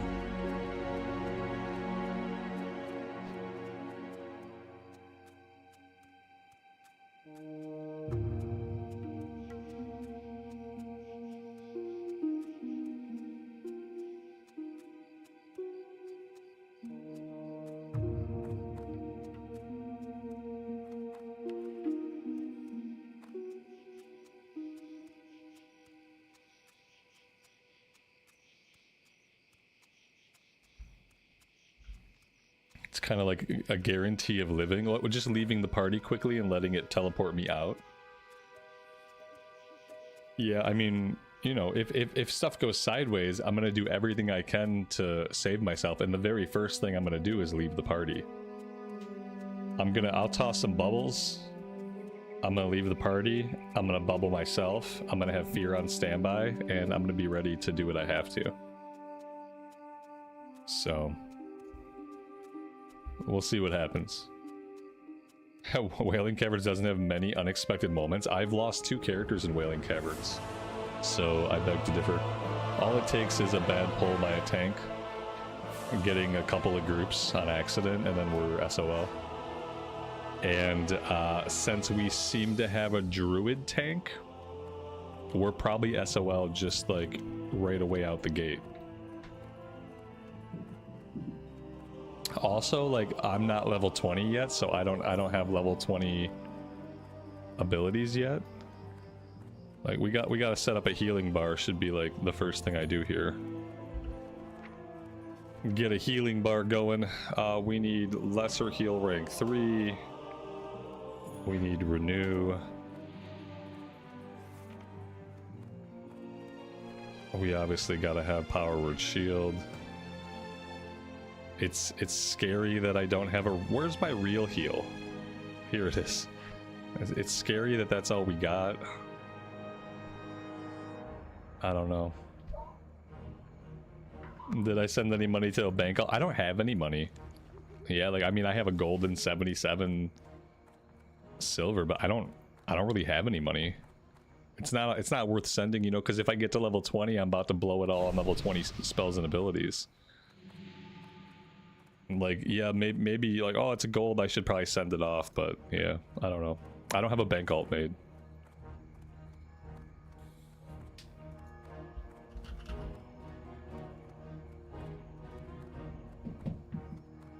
Yeah, I have a magic dispel, right? This is gonna get rid of the... They do a sleep. And I think the magic dispel should get rid of the sleep ability. And I think I'm gonna have to use that a lot. If I'm gonna be healing, I also have to make a couple of other changes. We gotta use the raid style frames. I need class colors. I need to see power bars. And I need to see numbers.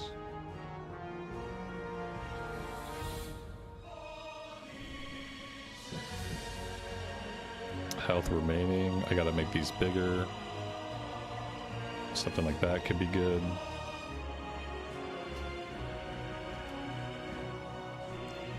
Let's unlock this. We'll put this down here. That should be good. There we go.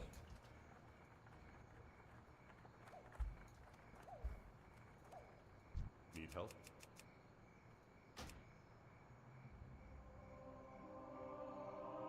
Careful.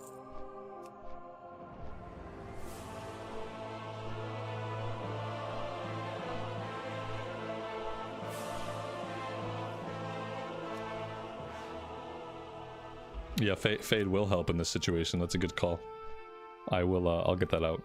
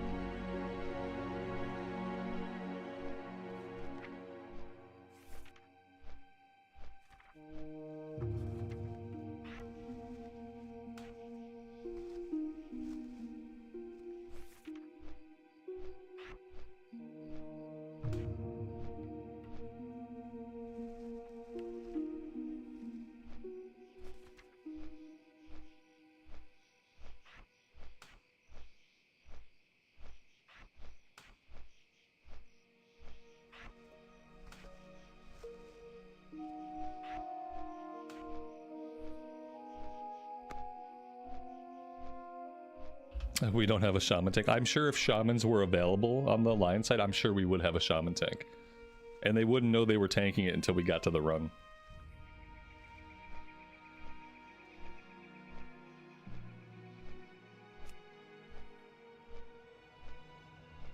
We've still got some time. Like, there's only one person there. They have to get 2 more people there.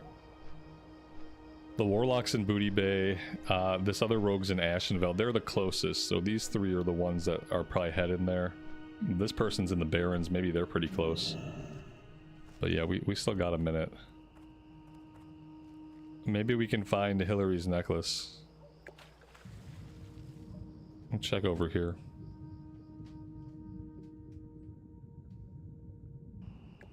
I've never had it spawn over in this direction, but we'll go look.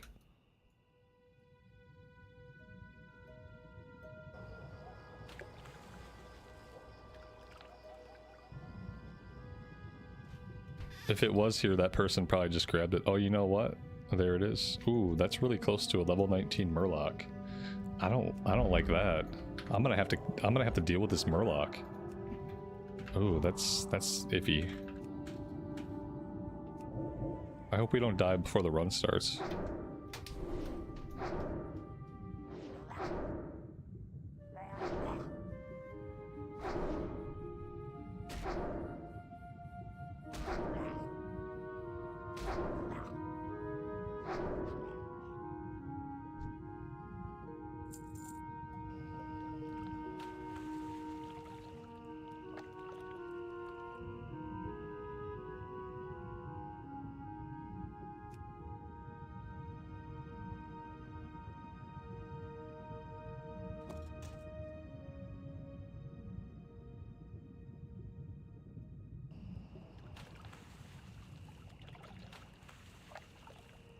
Maybe we can go get the lost tools.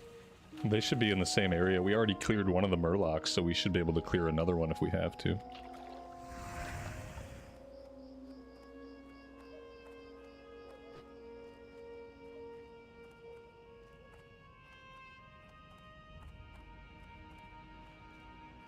What can I do for you?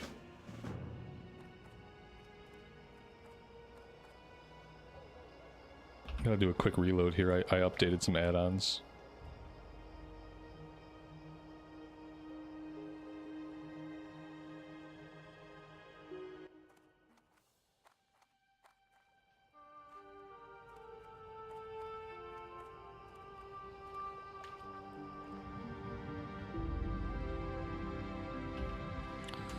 Memory of the Lost Pally with the untrained weapon.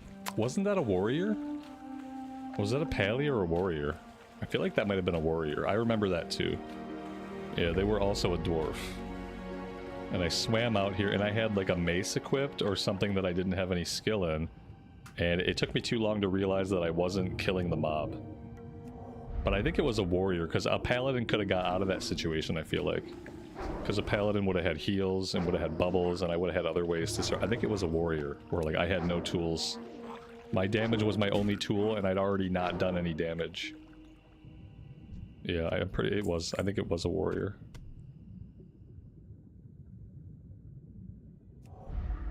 It was around level 18 or 19.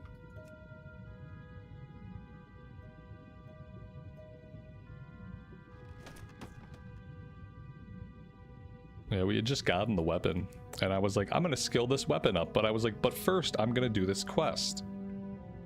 Never got around to skilling the weapon up, obviously. What are the odds that we turn both of these in and we hit level 20? If we hit level 20, I'm gonna ask them to let me fly back to Stormwind and train level 20, because I'm pretty sure we probably get some heal buttons. Flash heal, rank 1 could be useful. Renew rank 3 would be really useful. Fade rank 2, unfortunately, might come in handy. Yeah, I think I would want to go back and train. Hey there. See you later. Have a good one. And we might get it. Yeah, I think we're gonna get it. Can I help you? For the Alliance. Yeah, I'm not gonna take any ports till I train level 20.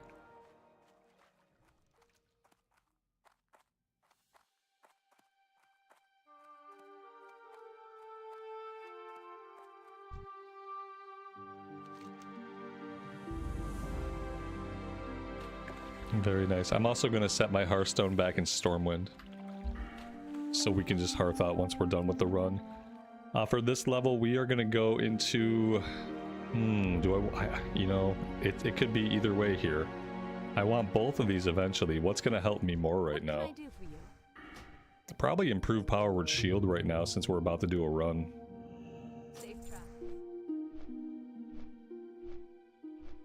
They're almost ready to summon. I should have enough time.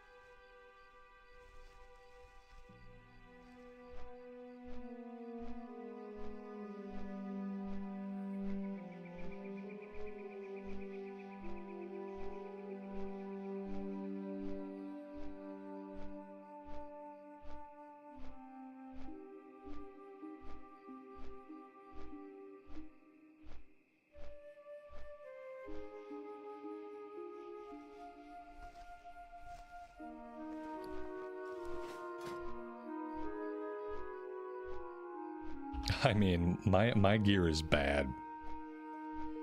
My gear is so bad.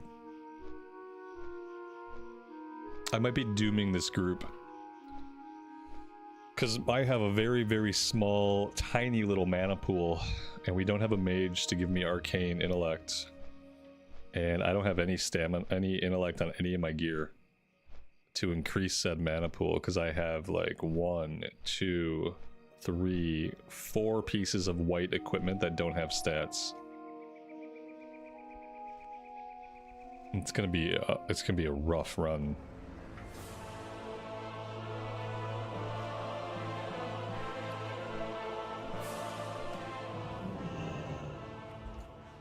I've got 60 melon juice. So I'll probably be just drinking after every pull as part of my rotation.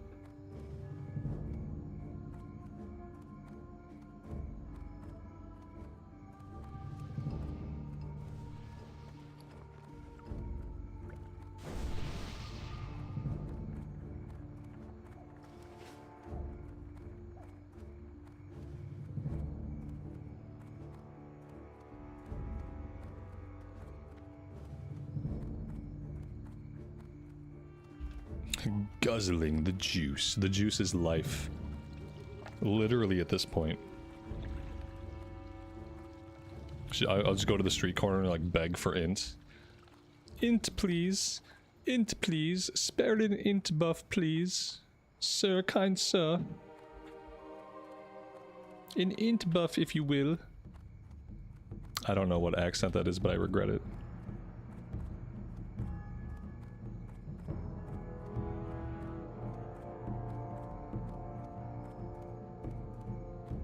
Apparently I never turned in this quest either.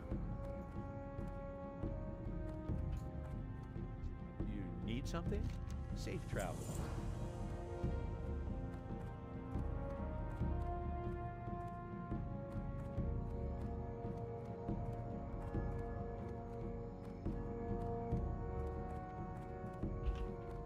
Do I have water? I have all the water. I probably bought too much. Probably spent too much money on the water.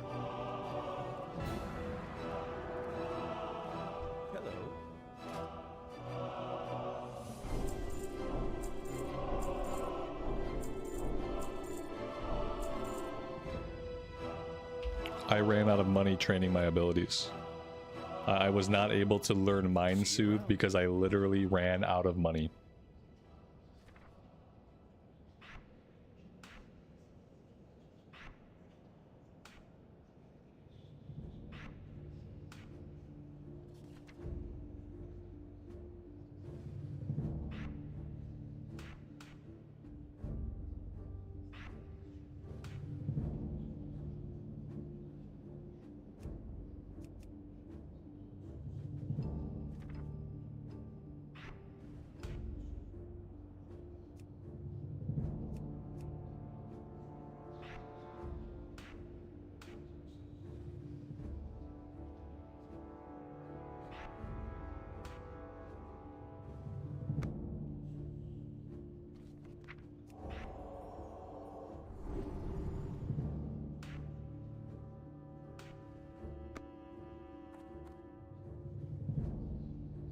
Alright, here we go. We are about to get a summon, and we are about to do this thing.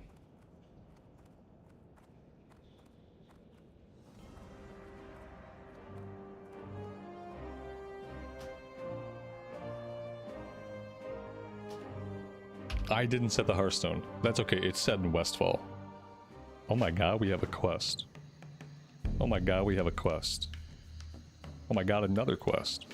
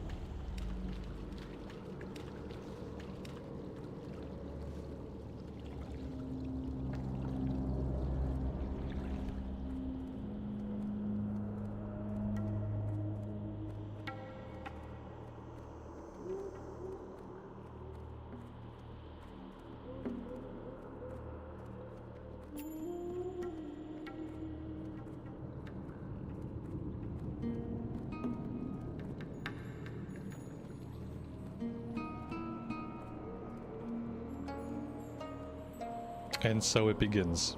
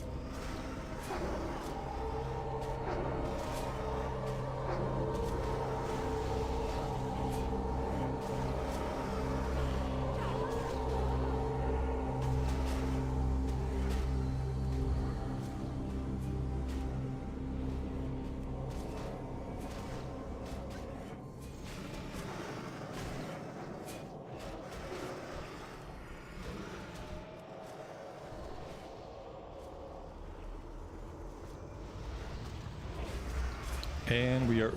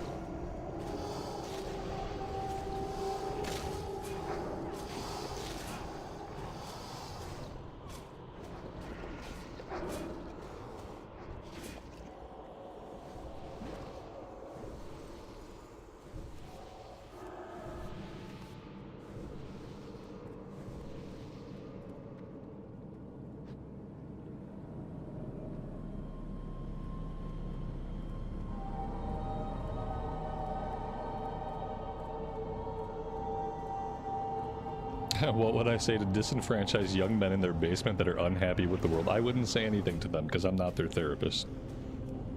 But they probably need one.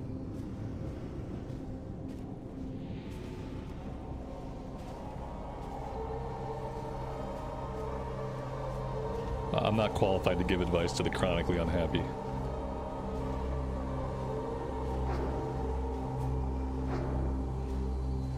Before you can heal the pains of others, you have to first heal the pains inside yourself.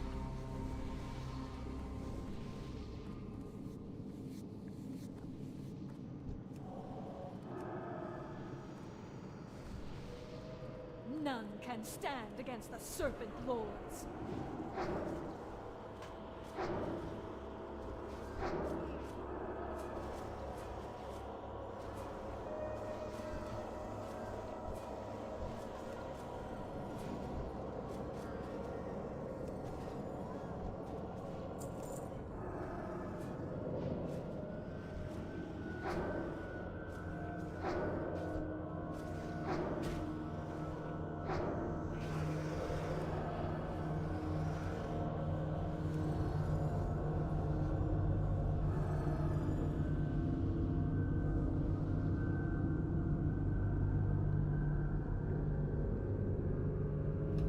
This Warlock is probably going to get himself killed at some point. I'm not going to spam heals at him.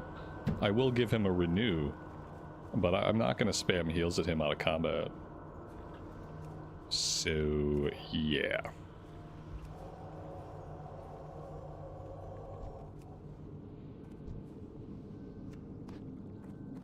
This is why even as a Warlock, you should bring water to a 5-man. Just bring water and drink like everybody else has to do. Save the mana and HP tricks for when you're soloing. Or, you know, risk getting yourself killed by sitting chronically at low HP. So I don't have the mana to spam heals at you.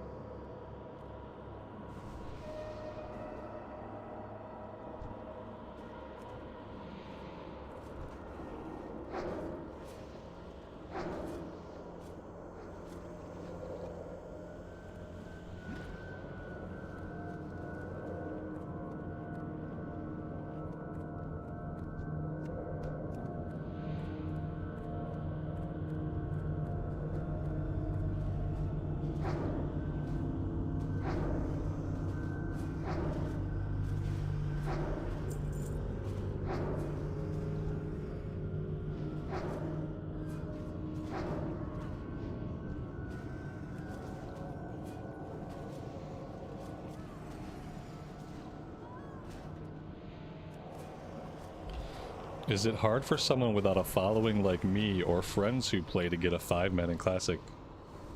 Like, with a following like me? I don't know what you mean. None of these people that I'm in this group with know who I am. This is just a normal group in the game that asked me if I wanted to heal. These are not people from chat. These are not friends who I know. These are just random people. So I would say yes. Since no one knows who I am and I get groups all the time, I would say it's perfectly fine environment for anybody to find groups. You know, you're gonna find more groups if you're a healer or a tank, and that's why I got invited to this group, because they saw that I was a priest, they saw that I was at level for the dungeon, and they whispered me and asked me if I wanted to heal it. Because people are pretty desperate for healers and tanks. If you're a DPS, you know, it's always kind of tough to find groups as a DPS. You put yourself in queue and you hope for the best, and sometimes you wait a while, and sometimes you get a group and sometimes you don't. If you really, really want to run a bunch of 5-mans, it really helps to be willing to heal or tank.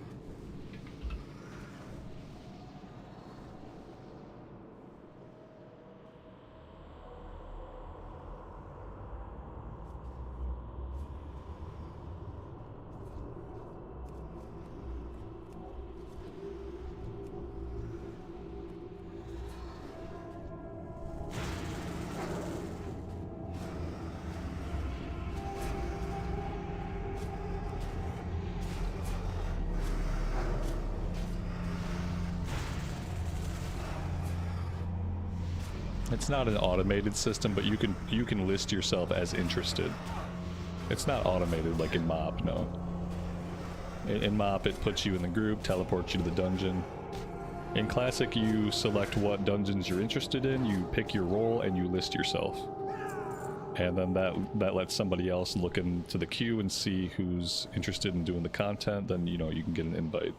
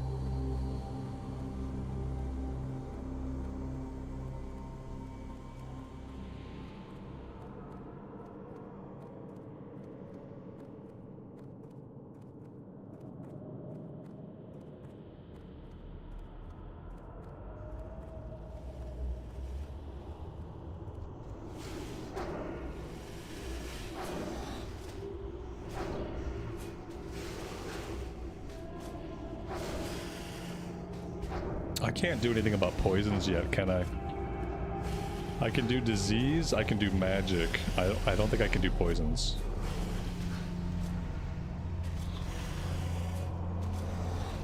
It's kind of a blind spot.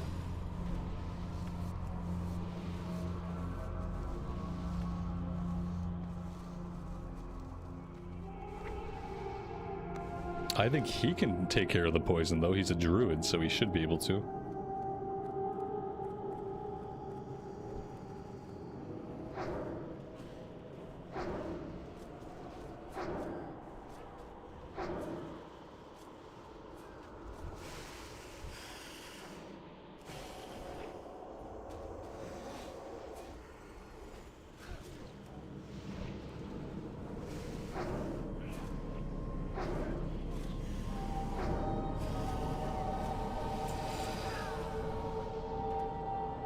Mystic gloves +4 spirit. I'm gonna roll on those because my gloves have no stats, so that's definitely an upgrade for us.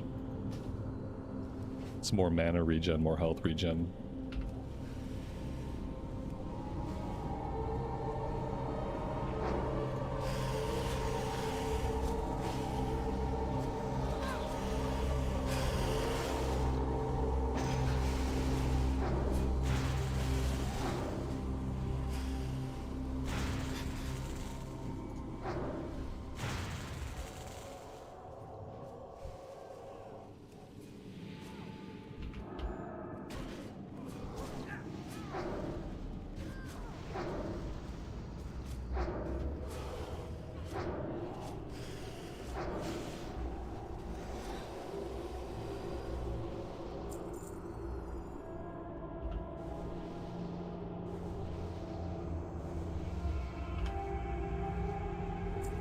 Eva, good afternoon to you and welcome to the stream. Thanks for being here today.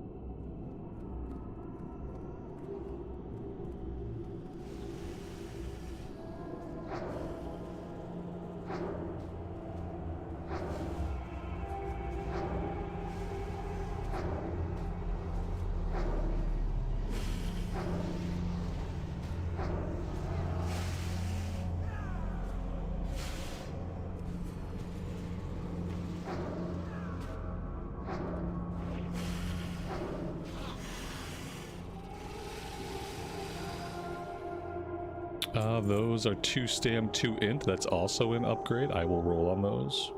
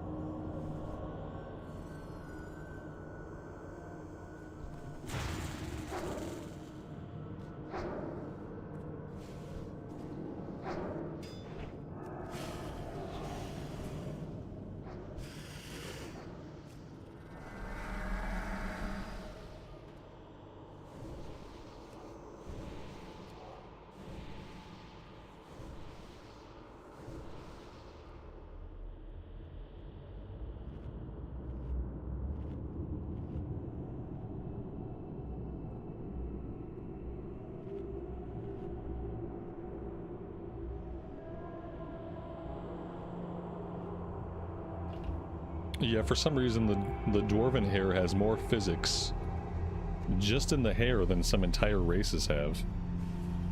It's interesting. Definitely the best hair in the game.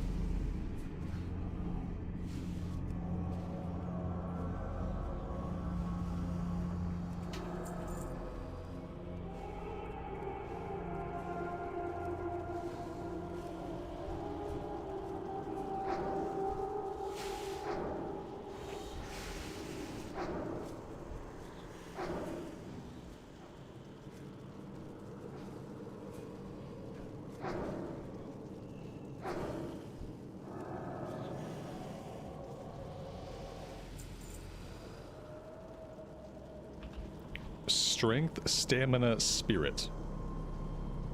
I mean, I guess. It would be an upgrade for us, technically. I obviously don't need the strength. Stamina and spirit would be great. We won it, so let's go ahead and put it on. There we go. That's our new look.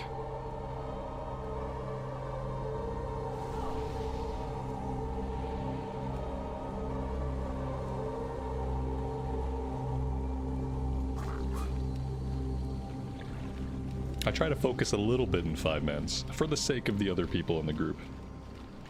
I would hate to get too distracted and let somebody die. Except maybe this Warlock. This Warlock's been draining himself pretty low. Eventually he's gonna pull aggro at a bad moment and I'm not gonna be able to save him.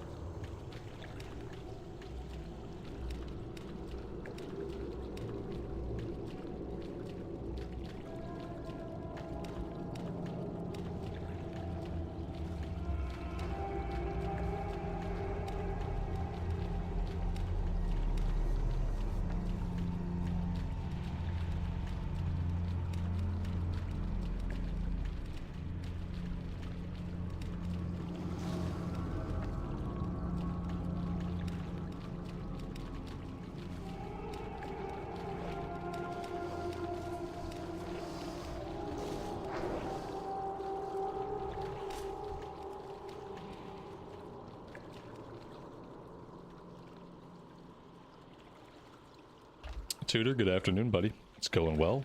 Thanks for asking.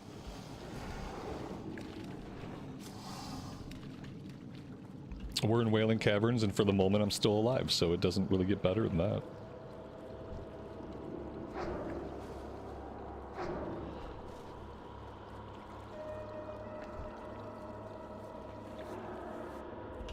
We haven't reached the parts of the dungeon where we typically wipe. But those are coming up soon.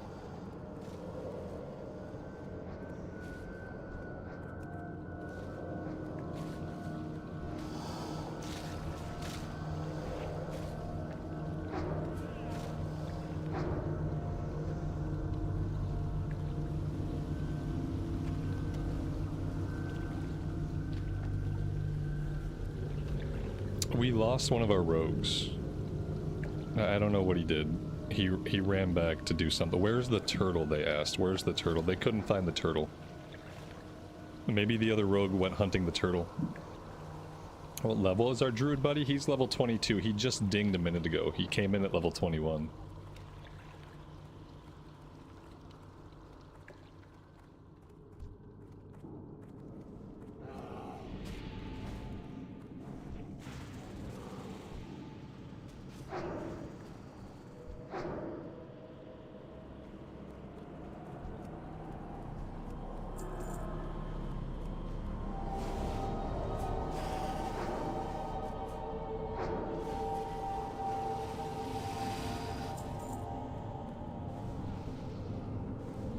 Basically, from anywhere beyond this is where I've typically had problems with groups.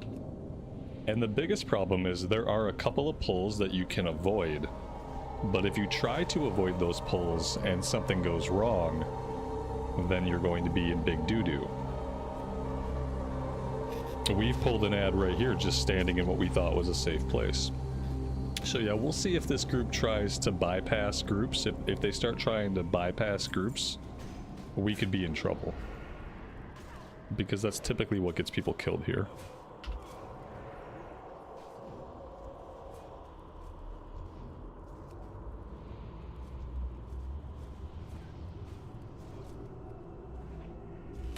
Kalash, good afternoon to you. My day is going well.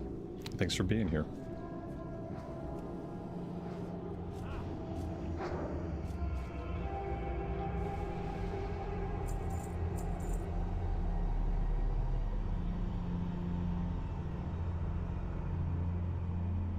And they're developing a bad habit of leaving me behind whenever I have to drink. I think the druid is pre-healing himself a lot of the time, but that's not going to save anybody else.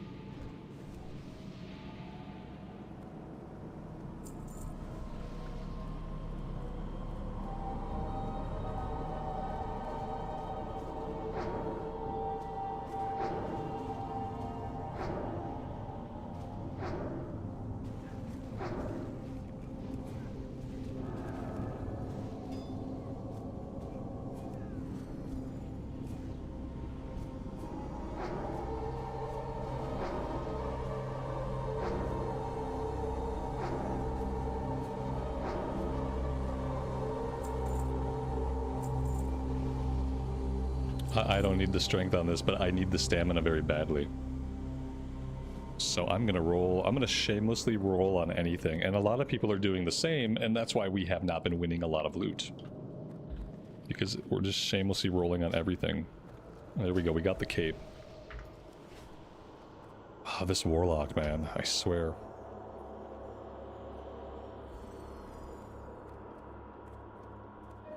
Warlocks are like a double-edged sword. Like, sure, we get a summon out to the dungeon, but then I have to keep his health up the entire time. Like, when I do Warlock, I make sure I bring water to a 5-man. Because the last thing I want, especially in hardcore, is like putting more stress on the healer. So like, sure, I could life tap all my mana back, or I could just sit and drink for a couple seconds like the healer has to do, and you know, that makes it a little bit easier. Fortitude, yeah, we did lose fortitude. Everybody lost it. They're not gonna wait for me, so I'm gonna try to get some mana back right here. But yeah, they've been pulling pretty rapidly. And they're starting to pull faster during the part of the dungeon that's the most dangerous. That's also like the concerning thing.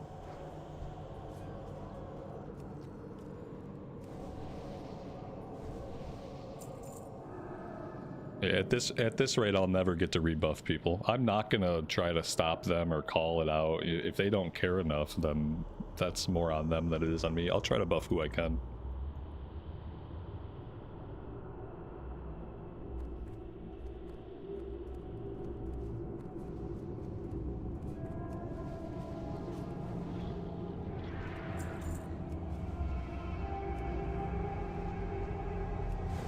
There we go. I think I got everybody buffed.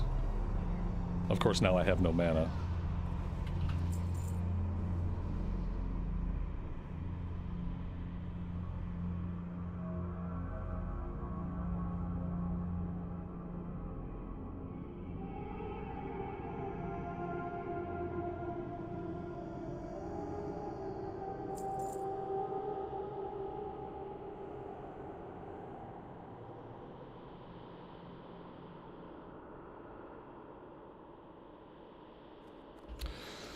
So with this one, I could give up the 2 strength. We lose 2 spirit, we gain 2 stamina. I don't know. It's kind of a trade-off, and I can't really think about it too much right now. For style, it wins. For style, it wins.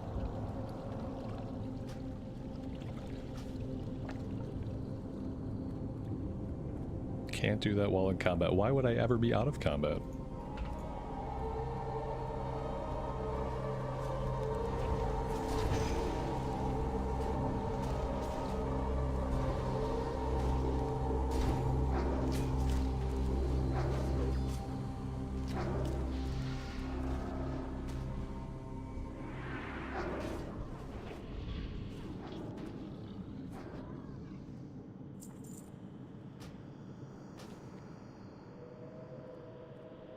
I don't have any rings. I have no rings at all.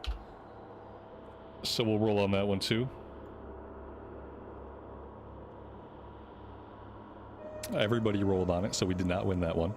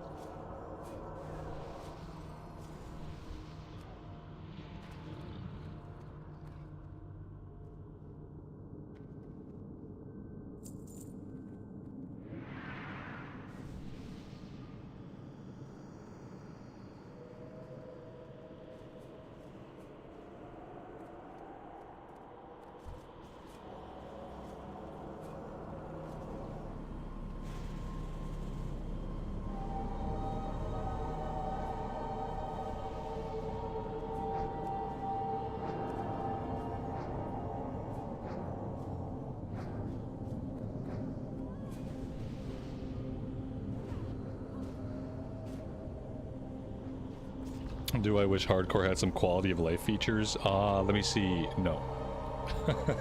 It's hardcore, man. It's not supposed to have any quality of life. The quality of life is supposed to be harsh, brutal, and short. Just like real life. Harsh, brutal, and short. Quality of life would imply that life was going to continue for any measurable amount of time.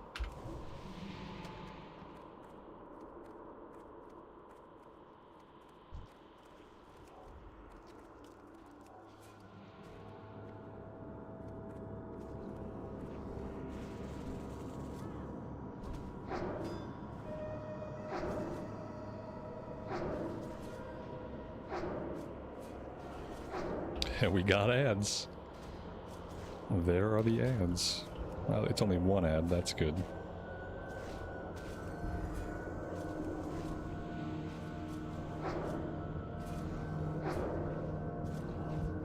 Jake, good afternoon to you. Welcome to the stream.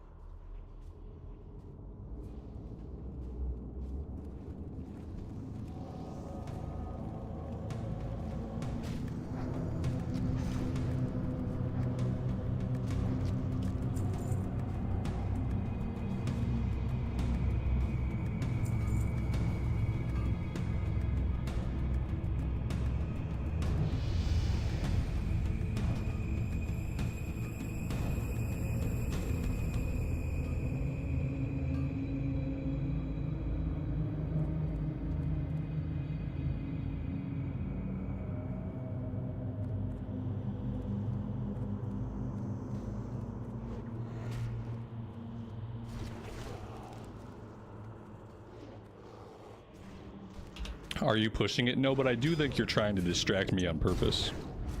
So I'm going to ignore you for the time being. Don't take it personally.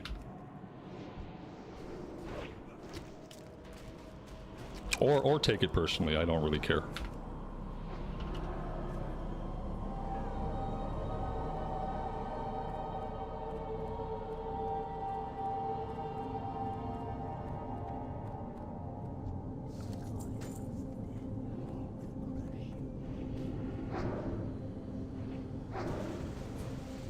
Oh, this looks bad.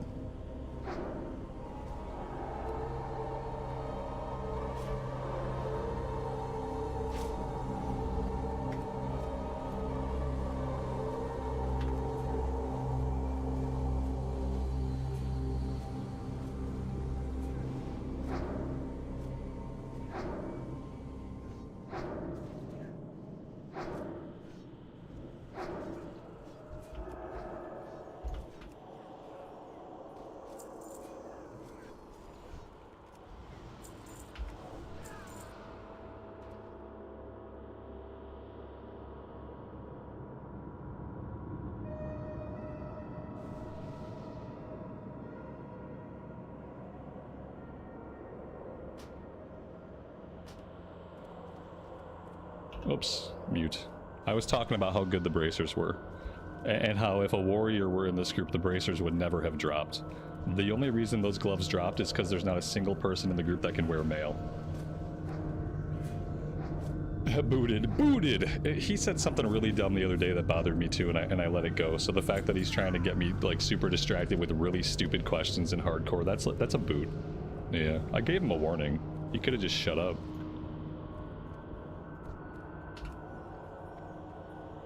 But yeah, he annoyed me the other day too. I don't even remember what it was. Doesn't matter. It's dealt with now.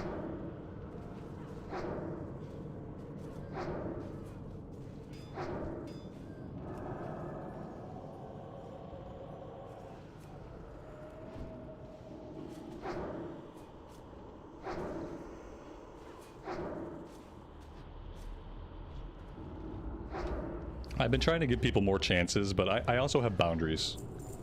And if you're not going to respect my boundaries, I'm just going to boot you.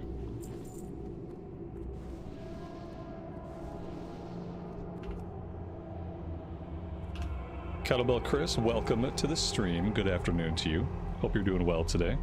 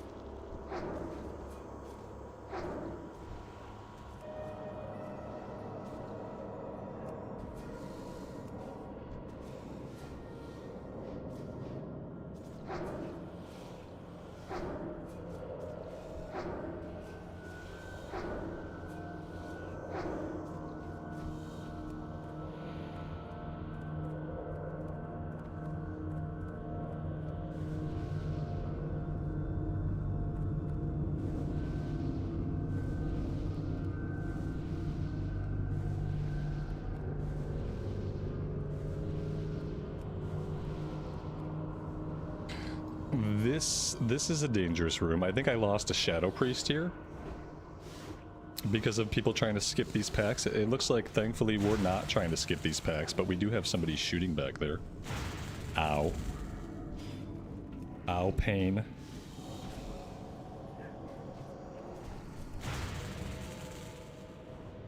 Mana's low.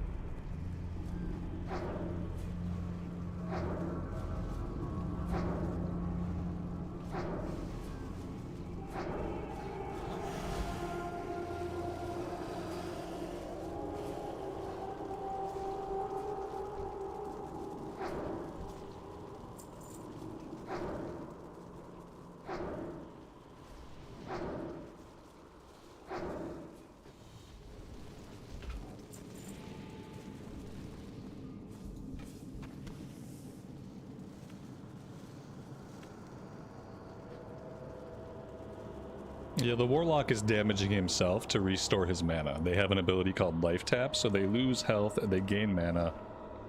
And for whatever reason, they like to spam this in 5-mans, and then they like to make it the healer's responsibility to top them off, which I'm not really doing. I'm giving him a renew.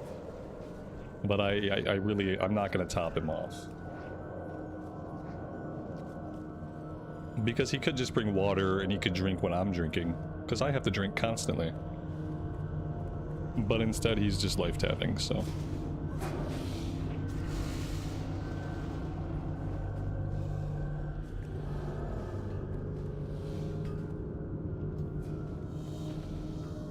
When I've been a Warlock, I've brought water to 5-mans, and typically I allow myself 2 life taps. Like, I hit life tap twice.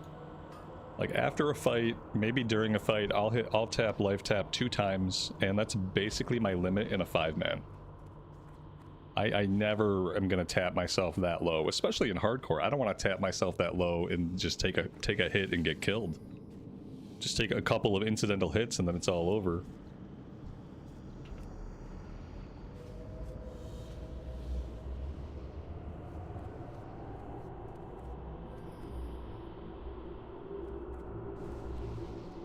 He's trading his DPS for my gold in a roundabout way, yeah, because I gotta buy the water. So yeah, basically. Life tapping all the way down like that is kind of just a selfish thing to do, in my opinion.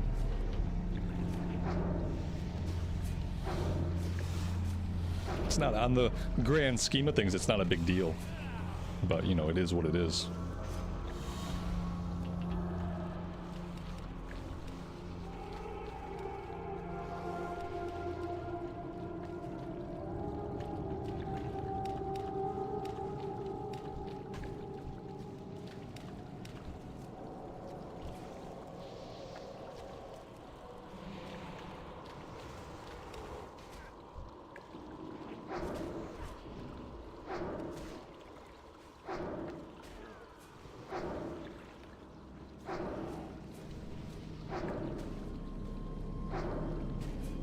I understand that people like to use lower ranks of spells. I don't bother with it.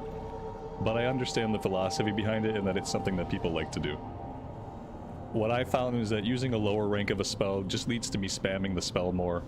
And for me, in the way that I heal, ultimately, it's the same difference. I don't do downranking. I never have.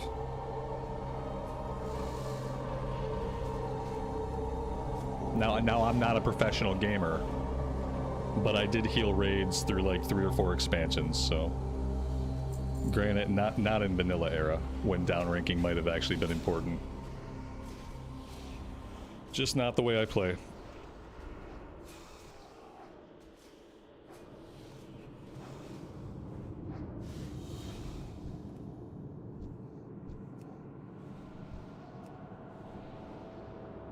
I would rather drink after every pull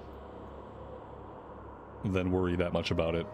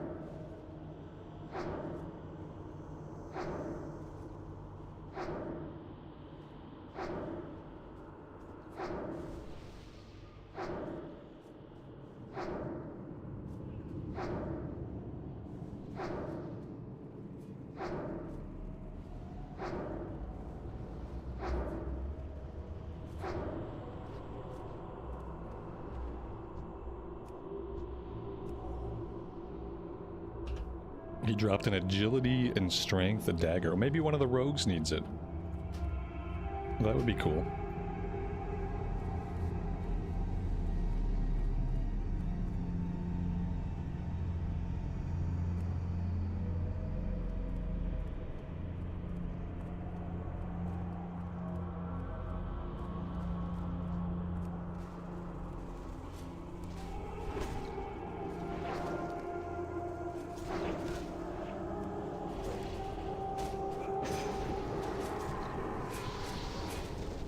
I got put to sleep, which is not great, you know. It's not great as the healer to get put to sleep, but it looks like it's going to be okay.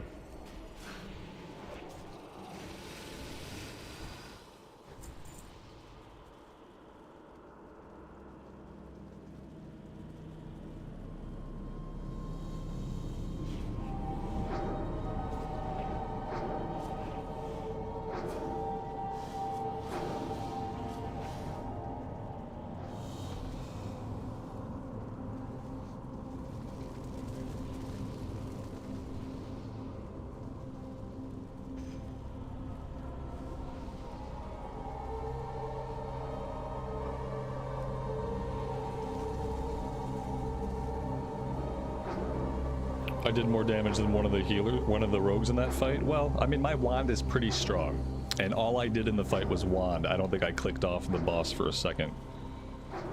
And my wand's strong. It's consistent damage. I don't know how it would out DPS a rogue, and I won't speculate. How much water do I typically go through in a dungeon? It depends. It depends on if I have a warlock. But we bought 60 water when we had it out, and now we have 40 water. So we've used about 20. We'll probably use about 15 more by the time we're through the war run. So like 40, 30 or 40 typically. That's what we're going to use here. Now, it's been a while since I've done a lot of healing, so I don't really know what the average is.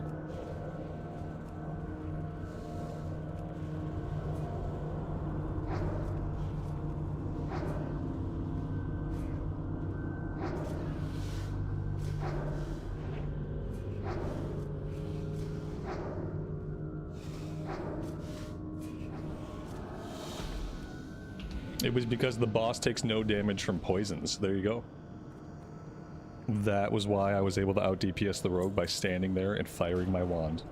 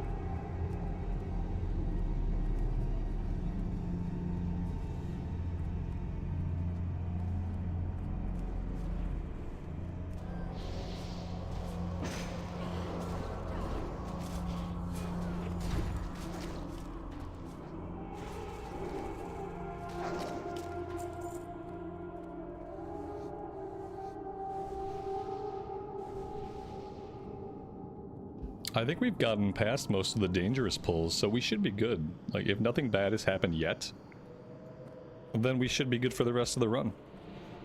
I can't see what else would possibly go wrong.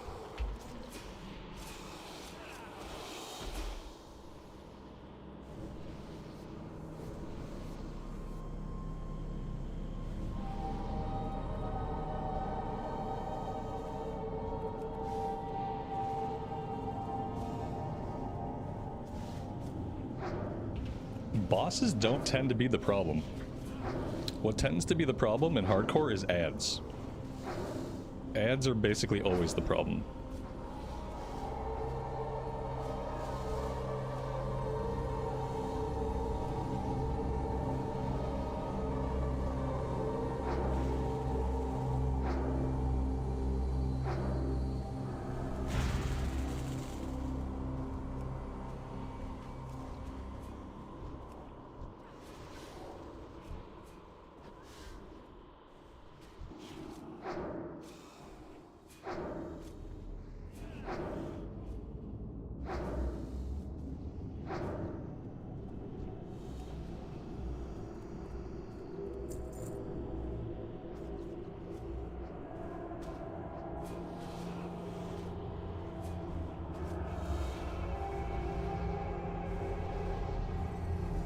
And people panicking. People panic when you get ads.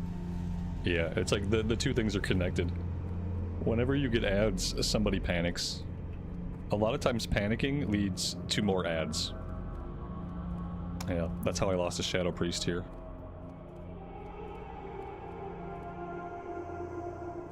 And mainly because I don't think I ran early enough. I probably should have, like, pieced out when I saw things going sideways, and I tried to, like, stick around and help out. That was a mistake.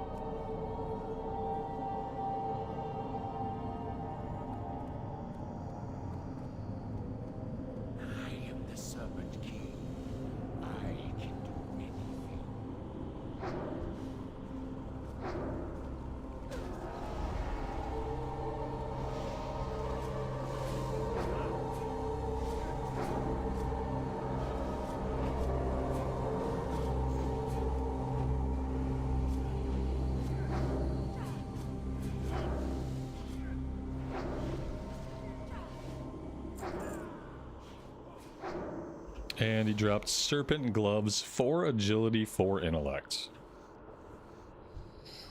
I don't know. 4 Agility, 4 Intellect. I don't need Agility at all. I got Spirit, which is regen. I think I'm just gonna keep what I have. It's a weird item.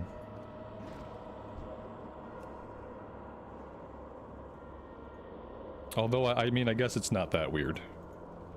Agility Intellect would be good for a hunter.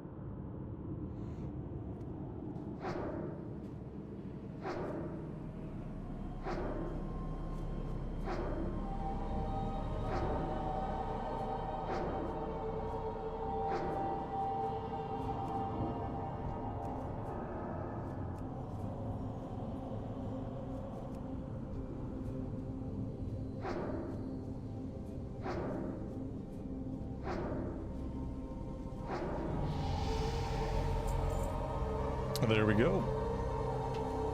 That's awesome. And that is level 21. That was pretty well timed. The Living Root is pretty decent. Stamina, Spirit, and Nature Resist. Alright, I mean, I'll use it. It's better than what I have. It's a lot of Spirit, and so that's really good for us. It's actually a pretty good drop.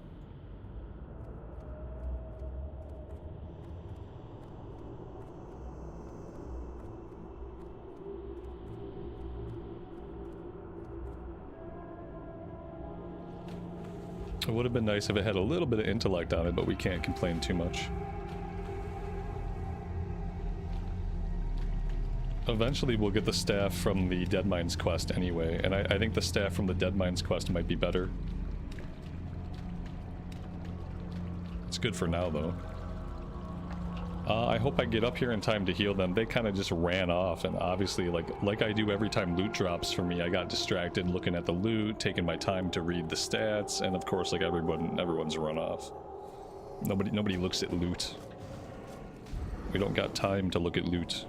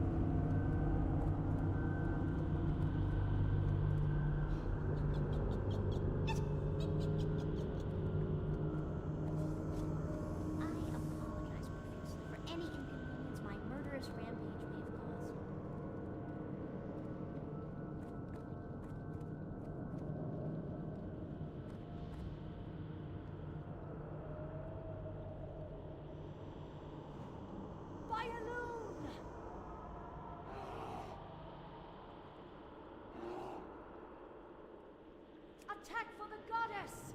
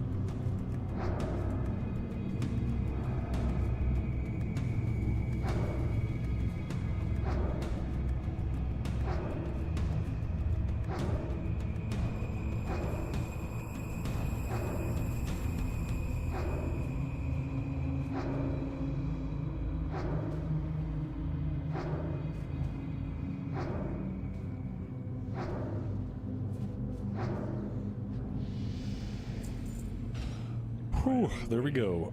We got the Deep Fathom Ring. 3 stam, 3 in, 6 spirit. This is like the best possible ring at low levels. Everyone's gonna roll on this. Well, I mean, definitely the Warlock and the Druid. So, yeah, there's the Druid's need roll. Somebody passed.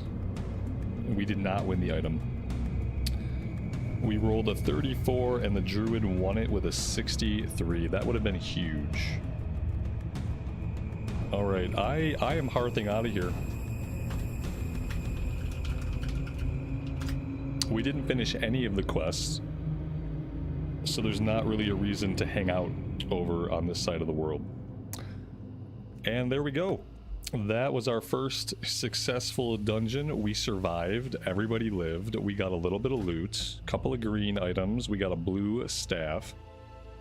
And I feel like we're in a little bit of a better position to do Dead Mines. The ring would have been really nice. Like, obviously, that would have been a nice add. Any of the rings would have been good. We didn't get any of the rings. Even the green one that dropped, so that's kind of a bummer. But yeah, victory. And this leaves us in a good place to do Dead Mines, which we will do next time. I think we're going to do Dead Mines tomorrow. So we'll be back for Classic tomorrow, and then on Wednesday I will be playing Retail, the 11.2 Ghost of Koresh. So if you're interested in Retail, that'll be Wednesday. Otherwise, I would love to see you guys tomorrow for the Dead Mines run. That's going to be all for me for today. Thank you guys for being here and hanging out. Hope you all have a good rest of your afternoon or evening time. And until next time, take care of yourselves out there and take care of each other. And we will see you back in Azeroth again very soon. Bye for now.